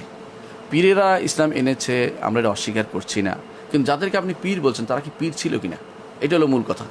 শাহজালাল মুজাররদ ইয়ামানি রহমতুল্লাহ আলাই, তিনি তো গৌর গোবিন্দের বিরুদ্ধে যুদ্ধ করেছেন, কিন্তু পীর ছিল সাধারণ পীর মার্কা, তিনি তো কোনো দরবার খুলে বসেননি। বাংলাদেশের প্রত্যেকটি পীরের দরবার আছে, আপনি জানেন। পীর মানেই দরবার, আর পীর মানে লাল শালু, পীর মানে সবুজ কাপড়, পীর মানে হচ্ছে ভক্তবৃন্দ তাদের পিছনে দৌড়ানো, এবং পীর মানে হচ্ছে মিথ্যা কথার ব্যাসাতি, পীর মানে হচ্ছে কারামতির সরাসরি। এ হচ্ছে পীরদের কর্ম। আপনি যাদেরকে পীর বলছেন তারা তো আলেমুদ্দিন ছিল, এবং তারা দাঈ ইলাল্লাহ ছিল, আল্লাহর পথে আহ্বানকারী ছিল। শাহজালাল মুজাররদ ইয়ামানি বা শাহ মাহিসওয়া, তারা যে বলছে আমার কবর মধ্যে এগুলি করো, তারা কি বলেছে? আমি তাদেরকে পূজা করতে আরম্ভ করে দিয়েছি আমরা। তা আমাদের সমস্যা হচ্ছে, আগেও রাসূলুল্লাহ সাল্লাল্লাহু আলাইহি ওয়াসাল্লাম এটাকে সাবধান করেছেন। রাসূলুল্লাহ সাল্লাল্লাহু আলাইহি ওয়াসাল্লাম এটাই বলেছেন যে যে লাআনাল্লাহুল ইয়াহুদ ওয়ান নাসারা, ইহুদি নাসারা আল্লাহ লাআনত হোক, তাদের মধ্যে কোনো ভালো লোক মারা গেলে, অথবা তাদের মধ্যে কোনো মারা গেলে ভালো লোক, তারা কী করতো? তাদের কবরের উপরে সৌধ নির্মাণ করত। আমরা এই উপমহাদেশের লোকেরা দুই কাজে খুব পটু। একটি হচ্ছে, আমরা কাউকে অপমান করার জন্য একেবারে উঠে পড়ে লেগে যাই। আরেকটা হচ্ছে, কাউকে সম্মান দেওয়ার জন্য ভক্তিবাদে গদগদ হয়ে তার পূজায় লিপ্ত হয়ে যাই। এই দুটার মধ্যে খুব আমরা পটু, আমরা মধ্যপন্থা অবলম্বন করতে পারি না। এই মধ্যপন্থা হচ্ছে এই যাদের কথা তারা বলে থাকে, এটা জেনে রাখুন, এদেরকে আপনি ভালো করে চিনেন। এরা কেউই এই যে চট্টগ্রামে যারা আসছে, বা শাহজালাল মুজাররদ ইয়ামানির কথা বলছি রাহিমাহুল্লাহ, অথবা যারা এই মাহিসাওয়ার কথা বলছি, এরা কেউ পীর ছিলেন, এটা দলিল প্রমাণ আপনি দেখাতে পারবেন না। এরা ছিল দাঈ ইলাল্লাহ, আল্লাহর পথে আহ্বান করতো, এদের অনুসারী ছিল। কারণ মানুষ তো অনুসরণ করবেই, মানুষ দেখবে যারা অনুসরণ করতো, সহি আকিদা বিশ্বাসের সাথে মানুষকে শিক্ষা দিয়েছে, দিন শিক্ষায় তাদের হাতে ইসলাম গ্রহণ করেছে মানুষ, এতে কোনো সন্দেহ নেই। আপনি তাদের মতো হন, কিন্তু তাদের ইবাদতকারী হবেন না। আপনি তাদের মতো হন, তাদের পূজারী হবেন না। তাদের পূজারী, তাদেরকে ভালোবাসুন যে হ্যাঁ এই মানুষগুলি ভালো ছিলেন, আলহামদুলিল্লাহ, আল্লাহ তাদের দোয়া করে আল্লাহ যেন তাদেরকে জান্নাতের আলী মকাম দান করেন, উচ্চ মকাম দান করেন, দোয়া করেন তাদের জন্য। হ্যাঁ, আপনি তাদের জন্য এরকম বলতে পারবেন না যে তারা জান্নাতে চলে গেছে, এরকম বলার কোনো অধিকার নাই আপনার। তারা দাঈ ইলাল্লাহর কী পথে ছিল, কী করেছে আল্লাহ জানে। আমরা দোয়া করতে পারি, নিয়ত ভালো রাখতে পারি, হ্যাঁ তারা ভালো কাজ করেছে, আলহামদুলিল্লাহ, আশা করি তারা জান্নাতে যাবেন, তাদের জন্য দোয়াও করতে পারি। তার জন্য দোয়া করে লাভ হচ্ছে কি, আপনিও হেদায়েতের পথে থাকবেন। আর যদি তাদের দ্বারা আপনি আবেগে আপ্লুত হয়ে, যেহেতু তারা ইসলাম এনেছে এবং তাদেরকে পীর বানিয়ে ফেললেন, এরপরে তাদেরকে বললেন তারা যেহেতু ইসলাম এনেছে এই পদ্ধতি আমার চলতে হবে, অর্থাৎ এখন পীরগিরি চলতে হবে আমার, পুরোটাই ভুলের উপর নির্ভর হচ্ছে। কারণ তারা পীর ছিলেন না, এক নম্বর কথা। তারা কোনো পীরের কোনো কিছুই সিলসিলা তৈরি করে যাননি। যারা দাবি করেন, দাবি শুধুমাত্র, কোনো দলিল, কোনো প্রমাণ ভিত্তিক কোনো কিছুই নেই তাদের এই সমস্ত কর্মকাণ্ড। তাদের শুধুমাত্র মানুষকে দাওয়াত দিয়েছেন দিনের প্রতি, এবং তাদের দেখে লক্ষ লক্ষ মানুষ ইসলাম গ্রহণ করেছে তখনকার সময়। এরকম আপনি আল্লাহর পথে দাঁড়িয়ে হন, আপনি ইসলামের পথে দাঁড়িয়ে হন, তাওহীদের দাওয়াত দেন। এটা যদি করতে পারেন, তাদেরকে সম্মান করলেন এবং তাদের দেখে যাওয়া কাজকে বেগবান করলেন, এবং আল্লাহর দুনিয়াতে তাদের দিনকে, তারা যে চেষ্টা করে তাদের সাথে যুক্ত হয়ে আপনি আল্লাহর দিনকে, আল্লাহর দুনিয়াতে প্রসারের কাজে লিপ্ত হলেন, এটা করুন। সুতরাং যারা পীর বানাচ্ছে তাদেরকে এক ভুল, এটা আমাদের অনেক ভাই করে থাকে, তাদের বিরুদ্ধে লেগে যায়, এটা এক ভুল। আর তাদেরকে পীর বানানো আরেক ভুল, এবং তাদের ভক্তি করতে হবে, তাদেরকে এখন কবর পূজা শুরু করে দিতে হবে, বা তাদের নামের নাম দিয়ে নিয়ে ওসিলা দিতে হবে। এগুলি সবই হচ্ছে শিরকি এবং ভণ্ডামি এবং ভুল পথ ছাড়া কিছুই নয়। তারা যে কাজটি করেছেন সেই কাজটি করুন। তারা দাওয়াতের কাজ করেছে, আপনি দাওয়াতের কাজ করুন।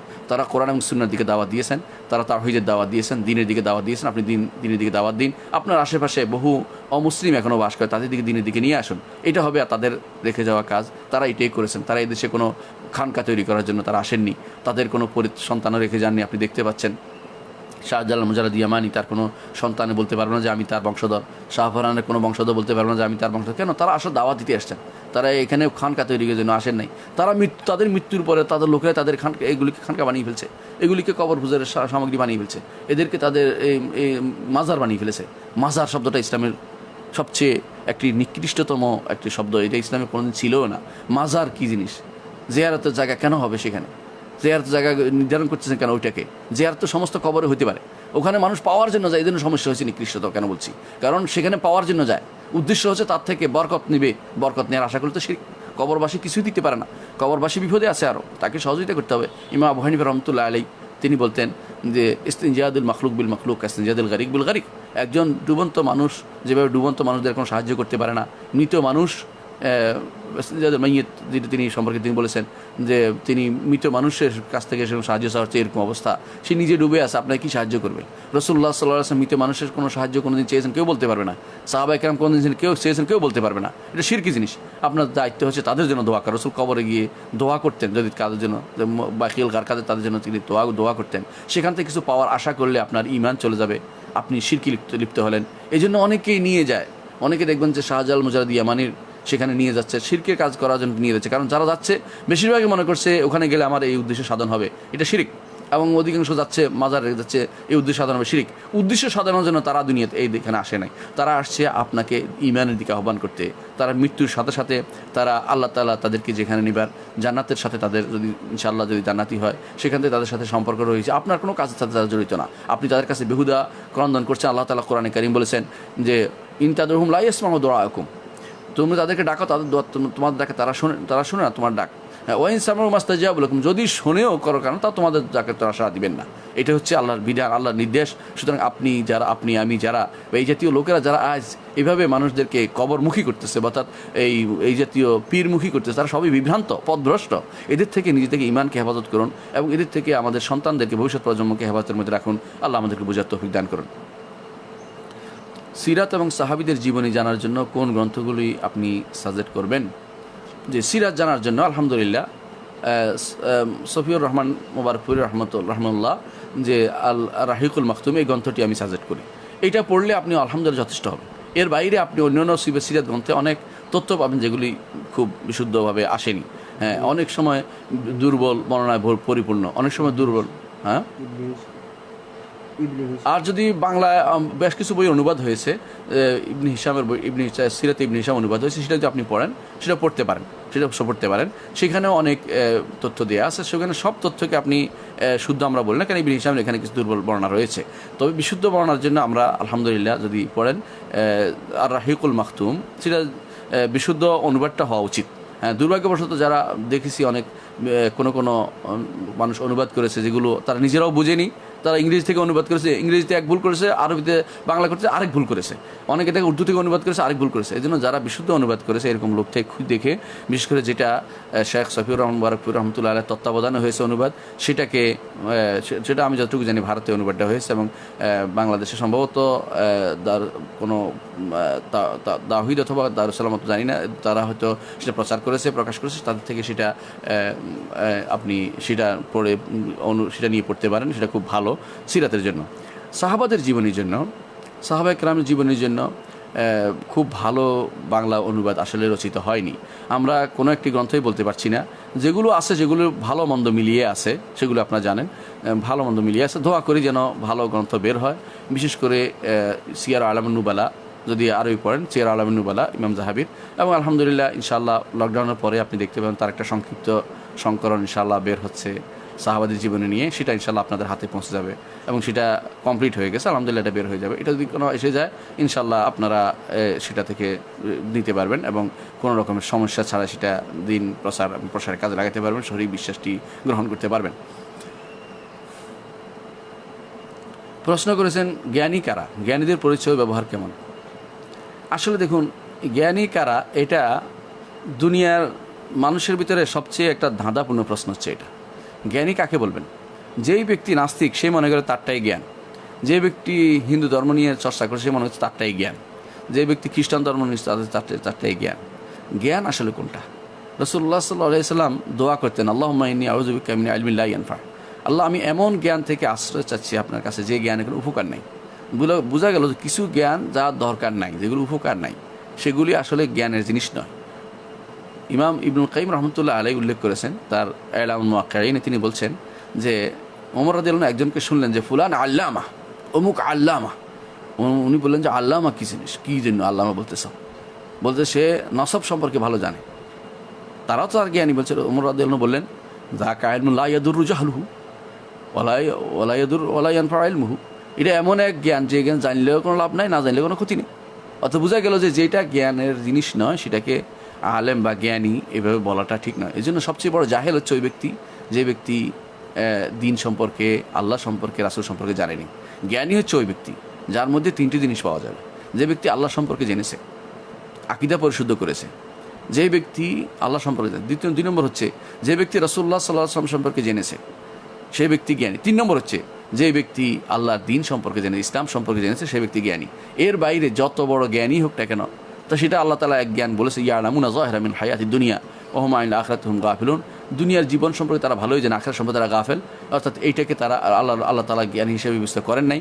এই জন্য এই জ্ঞানের আমাদের আসলে এলমি কোনো এই সত্যিকার জ্ঞান নয়, এটা হচ্ছে দুনিয়ার জীবন চালানোর জন্য দরকার হয় জন্য। এই জন্য আজ যারা বিভিন্নভাবে অমুক প্রফেসর, অমুক এই অমুক সেই, যারা দিন সম্পর্কে জানে না, আমাকে বলতেই হচ্ছে ডক্টর মোহাম্মদ শহীদুল্লাহ সেই বাণীটি তিনি বলেছেন, তুমি এই করেছো সেই করেছো কিন্তু আল্লাহ সম্পর্কে জানোনি, তুমি জাহেল মূর্খ। সেই কথাটাই ঠিক। যে ব্যক্তি আল্লাহ সম্পর্কে জানেনি, রাসূলুল্লাহ সাল্লাল্লাহু আলাইহি ওয়াসাল্লাম সম্পর্কে জানেনি, এবং যে ব্যক্তি দিন সম্পর্কে জানেনি, তবে জানাটা যথেষ্ট না, শুদ্ধ জানাটা হতে হবে, শুদ্ধ জানতে হবে। এই জন্য আল্লাহ তাআলা কোরআনে কারীম বলেছেন, ইন্নামা ইয়াখশাল্লাহা মিন ইবাদিল উলামা। যারা আল্লাহর খাশিয়ে আসে, জানার পরে আল্লাহর ভয় যাদের অন্তরে আসে, এবং যারা আজে বাজে ফতোয়া দিয়ে বেড়ায় না, যারা মিথ্যা হাদিস বর্ণনা করে না, যারা হারামের মধ্যে নিজেকে লিপ্ত রাখে না, এবং এই সমস্ত মানুষগুলি হচ্ছে সত্যিকারের জ্ঞানী। জ্ঞানী কাদের দেখতে হলে আপনি হাবরুল উম্মা সাহাবায়ে কেরামের দিকে তাকান, তারা জ্ঞানী। রাসূলুল্লাহ সাল্লাল্লাহু আলাইহি ওয়াসাল্লাম বলেছেন, তাই আব্দুল্লাহ ইবনে মাসউদ রাদিয়াল্লাহু আনহু সম্পর্কে, কুনাইয়ুফুন মুলি ইলমান, যে ছোট্ট একটা জিনিস কিন্তু এলেমে ভর্তি। বাহ, সুবহানাল্লাহ। রাসূল জিজ্ঞেস এলেম কাকে বলে শিখিয়ে দিচ্ছেন, কাকে বাদে এলেম আছে।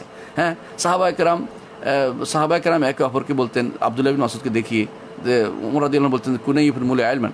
রাসূলুল্লাহ সাল্লাল্লাহু আলাইহি ওয়াসাল্লাম আব্দুল্লাহ ইবনে মাসউদ রাদিয়াল্লাহু সম্পর্কে বলেছেন, হ্যাঁ এটা রাসূলুল্লাহ বাণী না, প্রথমটা যে এটা বাণী রাসূলুল্লাহ বলেছেন যে আব্দুল্লাহ ইবনে মাসউদ যেটা খুশি আমি সেটাতে খুশি, এটা হাদিস রাসূলুল্লাহ সাল্লাল্লাহু আলাইহি ওয়াসাল্লাম। হ্যাঁ, আমি ওটা ওমর রাদিয়াল্লাহু কথা বলতে গিয়ে আব্দুল্লাহ ইবনে মাসউদ কথা রাসূলের কথা বলে ফেলছি। কুনাইয়ুফুন মুলি ওমর রাদিয়াল্লাহু আনহুর কথা। হ্যাঁ, এটা যে ওমর রাদিয়াল্লাহু আব্দুল্লাহ ইবনে মাসউদ সম্পর্কে বলছেন যে কুনাইয়ুফুন মুলি ইলমান, যে ছোট একটা ভান্ডার কিন্তু এলেমে ভর্তি, এলেমে ভর্তি। এর অর্থ হচ্ছে যে এই এলেম হচ্ছে যেটা আল্লাহ সম্পর্কে সঠিক জ্ঞান দিবে আপনাকে, আল্লাহ সম্পর্কে সত্যিকার জ্ঞান দিবে। সত্যিকার জ্ঞান শিখতে হলে সাহাবায়ে কেরামের নীতি অনুসরণ করতে হবে, তাবেঈনদের নীতি অনুসরণ করতে হবে, ইমামদের নীতি অনুসরণ করতে হবে। ইমামরা আপনার পরীক্ষিত ইমাম, যারা হাদিসের ইমাম, পরীক্ষিত ইমাম হচ্ছে ফিকহের ইমাম, পরীক্ষিত ইমাম হচ্ছে তাফসিরের ইমাম, এদের নীতি যারা অনুসরণ করে চলবে তারা পরীক্ষিত ইমানের মধ্যে। তারা এই জ্ঞান থেকে শূন্য, তারা দুনিয়ার যত জ্ঞানী হোক না কেন, যত তারা তর্কশাস্ত্র শিখুক না কেন, যত তারা দর্শন শিখুক না কেন, এগুলি কোনো জ্ঞানের কিছু নয়, এগুলো হচ্ছে ভণ্ডামি। এগুলি থেকে দূরে থাকতে হবে, এগুলি শেখা উচিত। এগুলি না শেখাটা হচ্ছে ইন্না মিনাল ইলমি, এলমের অন্তর্ভুক্ত হচ্ছে এগুলি না শেখা। এগুলি শিখলে আপনার এলমকে নষ্ট করবে, আপনার সুস্থ যে এলম আছে সেটাকে তারা নষ্ট করে দিবে। এই জন্য সেটা থেকে দূরে থাকবেন। আর জ্ঞানীদের পরিচয় আপনি বলেছি, ব্যবহার কেমন হবে? জ্ঞানীদের সবচেয়ে বড় ব্যবহার হবে, আমরা অনেকে মনে করে তাই যত বিনয়ী হবে তত বুঝি জ্ঞান বেশি হবে, কথা ঠিক নয়। হ্যাঁ, ইমাম মালিক রহমতুল্লাহ আলী আপনারা জানেন, তার মজলিসে কেউ উল্টাপাল্টা করলে বের করে দিতেন। তো এটা তাহলে কঠোরতা দরকার আছে জ্ঞানী সবসময় আপনার ব্যবহারের কারণে একবারে তুলো হয়ে যাবে, আপনি তাকে লুতু ফুতু খাবেন, এইসব কারবার জ্ঞানীদের মধ্যে আপনি মনে করা ঠিক নয়। জ্ঞানীর কাজ হচ্ছে যেখানে যেটা প্রয়োজন সেটা ব্যবহার করবেন। যখন দেখবেন যে এখানে এই লোককে দাওয়াতের জন্য নরম পদ্ধতি অবলম্বন করবেন, যখন দেখবেন যে এই লোকটি বিভ্রান্ত হিসেবে বলবেন, এটা হচ্ছে জ্ঞানীর কাজ। জ্ঞানী কখনো চুপ থাকবে না, জ্ঞানী হক কথাটা বলবে। ওমর রাদিয়াল্লাহু আনহু সাবিক আইসা উল্টা পাল্টা করোনা এতে লাগাচ্ছে, বলছে লাঠি দিয়ে ফিটাইয়া সোজা করি, মাথার মধ্যে পিটানো শুরু করছে। বলে কি এখন গেছে? বলে আমি এখন সুস্থ হয়ে গেছি। সুতরাং ওমর রাদিয়াল্লাহু আনহুর মতো এত বড় জ্ঞানী হন যে অন্যায়ের বিরুদ্ধে আর না তকবিল হক ওয়াস সওয়াব, হক ওমর ইবনুল খাত্তাব হকের ব্যাপারে কোনো ছাড় দিতেন না। তিনি উম্মতের মধ্যে শ্রেষ্ঠ জ্ঞানী। আবু বকর রাদিয়াল্লাহু আনহু তিনি আল্লাহর সাথে সম্পর্কের ক্ষেত্রে সবচেয়ে বেশি জ্ঞানী, অর্থাৎ নরম প্রকৃতি, আল্লাহর সাথে ছিলেন, কিন্তু আসাদ্দুম ফি আমরিল্লাহ, আল্লাহর দ্বীনের ব্যাপারে কোনো ছাড় তিনি দেননি। সামান্য যারা বলেছে তাকে যে এই মুহূর্ত অপেক্ষা করেন, শুধুমাত্র পরে করেন যা এই যুদ্ধটা, তিনি তা তো রাজি হননি। বলছে যেই জিনিস, যেই সেনাবাহিনীকে রসুল পাঠিয়েছেন আমি পিছনের দিকে ফেরাতে পারবো না, সবাই বিরোধিতা করে তিনি পাঠিয়েছেন। এত নরম পুরম মনে করে যে কিছু যুদ্ধ করবে না, ঘরে বসে থাকবে আরামে কেউ জিকির আজকার করবে, এরাই জ্ঞানী, এই জাতীয় মনে করার কোনো কারণ নেই। জ্ঞানী কাকে বলে? সাহাবায়ে কেরাম থেকে সেটার সংজ্ঞা আমাদেরকে নিতে হবে। সেটা হচ্ছে অবশ্যই আল্লাহ সম্পর্কে সঠিক বিশ্বাসী হতে হবে এবং ব্যবহার করতে হবে। আল্লাহর কোনো কিছু লঙ্ঘন হলে, শরীয়ত লঙ্ঘন হলে সেখানে রাসূলুল্লাহ সাল্লাল্লাহু আলাইহি ওয়াসাল্লাম যেভাবে কঠোর হতেন, সেরকম কঠোর যারা হতে পারে তারা জ্ঞানী। রাসূলুল্লাহ সাল্লাল্লাহু কঠোর হতেন, যখন দেখতেন যে আল্লাহর বিধান পরিবর্তন হচ্ছে তখন তিনি দাঁড়িয়ে যেতেন, তিনি বলতেন, খুতবা দিতেন, ভাষণ দিতেন, তার চোখ থেকে আগুন ঠিকরে মাতার মতো অবস্থা হতো, তার গরম চক্ষু লাল হয়ে যেত। তিনি বলতেন যে মা বালু আকওয়ামিন, কিছু মানুষের কি হলো যারা এরকম শর্ত দেয়, এরকম শর্ত দেয় আল্লাহর কিতাবে নেই, কঠোরভাবে বলতে। সুতরাং যেখানে আল্লাহর বিধান লঙ্ঘিত হয় সেখানে যারা কঠোর হতে পারেন, যেখানে সাধারণ মানুষের সাথে যারা নরম হতে পারেন, তারাই হচ্ছে সত্যিকারের জ্ঞানী। এরকম মানুষের আজ অভাব রয়েছে। আল্লাহর কাছে দোয়া করি আল্লাহ যেন সেরকম জ্ঞানী হিসেবে মানুষকে তৈরি করে দেন, এবং এরকম জ্ঞানী মানুষ আপনাদের সবাইকে তৈরি করে দেন, এবং এরকম জ্ঞানী দ্বারাই শুধুমাত্র দিন টিকে থাকবে। আর যারা সব জায়গাতেই আপনাকে মনে করতে পারেন যে সব কিছু ছাড় প্রবণতার মাধ্যমে এটাকে জ্ঞানের প্রভাব মনে করছে এবং এটার দ্বারাই মনে করে দিন প্রসার লাভ, তারা বিভ্রান্ত আছেন। এই বিভ্রান্তি দ্বারা কখনো ইসলাম প্রসার লাভ করে না। একটু চিন্তা করুন, আব্দুল্লাহ ইবনে ওমর রাদিয়াল্লাহু আনহু, তাকে জানানো হলো যে কিছু মানুষ তাকদীর অস্বীকার করছে। তিনি তখন অন্ধ হয়ে গিয়েছিলেন। তিনি বলেন যে লোকটাকে ধরে আনো, তার আমি নাক ছিঁড়ে ফেলবো। কত কঠোর কথা বলেছেন, চিন্তা করে দেখছেন? লোকটাকে ধরে আনো, আমি তার নাক ছিঁড়ে ফেলবো, কামড়াই নাক ছিঁড়ে ফেলবো। মানে যেহেতু তার ধরতে পারতেছেন, এই জন্য দেখতে পাচ্ছে না। একটা মানুষ কঠোর, আল্লাহর বিধানের ব্যাপারে কঠোর, আকিদার ব্যাপারে কঠোর ছিলেন। সাহাবায়ে কেরাম আকিদার বিরুদ্ধে যারা দাঁড়াতো, আকিদার বিরোধী কথা বলতো, তাদের কোনো ছাড় দেন নাই। আব্দুল্লাহ ইবনে মাসউদ ঘরে গিয়ে তার স্ত্রীর টাকা কেটে দিয়েছেন যে না, কোনো দরকার নাই, বলছে অসুস্থ করো, আল্লাহ ভালো করে দিবে। তারপরেও তিনি সেগুলি গ্রহণ করতে দেন নাই। কেন? এগুলি শিরকি জিনিস। তাহলে শুধুমাত্র সব জায়গাতেই আপনি কেবল নরম নরম প্রক্রিয়া দেখাবেন আর বলুন যে আমরা আলেমদের চরিত্র এরকম হচ্ছে না, উচিত এটা নয়। না, যেখানে নরম দেখানো দরকার সেখানে নরম দেখাবে। জাহেলের ক্ষেত্রে নরম দেখাইছে রাসূলুল্লাহ সাল্লাল্লাহু আলাইহি ওয়াসাল্লাম। সে জাহেলের ক্ষেত্রে যারা আইনাত করবে, শরিয়া বিরোধী মতে চলবে, এরপরে সেটাকে যারা জাহামি আকীদা পোষণ করবে, তাদের সাথে আপনি নরম প্রকৃতি অবলম্বন করবে, এটা কিন্তু শরিয়া বলে না। তাদেরকে আপনি বলতে হবে তারা যে এরকম সেরকম হতে হবে। তারা যেরকম বিভ্রান্ত করছে, তারা শত শত পৃষ্ঠা লিখে যাচ্ছে বিভিন্ন জায়গাতে, ফেসবুকে, সামাজিক যোগাযোগ মাধ্যমে, আর আপনাকে বলে আপনি নরম হয়ে থাকেন, আপনি বিভ্রান্ত, আপনি আলেমের কাতারে উঠতে পারেননি এখনো, আপনি সাহাবায়ে কেরাম নীতি জাননি এখনো, আপনি সালফের নীতি জাননি। আপনাকে সেটা প্রতিবাদ করতে হবে, বলতে হবে, লিখতে হবে। আপনি আর কিছু না পারেন, কথা বলে মরতে হবে যে এটা ভুল, আর কিছু করতে পারেন না, এটুকু বলার তো ক্ষমতা আছে। আপনি এটা না বলে আপনি চুপ থাকবেন, আপনি হচ্ছেন বোবা শয়তান। আপনি আসলে শরীয়তের কোনো কাজের মধ্যে নেই, আপনি আলেমে দ্বীন অন্তর্ভুক্ত হতে পারবেন না। দর্শক, কিন্তু আমরা অনেক প্রশ্নের উত্তর দেওয়া দরকার, কিন্তু আসলে সময় আমাদের শেষ হয়ে গেছে, 1.5 ঘন্টার মতো হয়ে গেছে। আমরা অন্যান্য কাজও করতে হবে, বাকিগুলির প্রশ্ন উত্তর ইনশাআল্লাহ আমরা অন্য সময় দিতে চেষ্টা করব।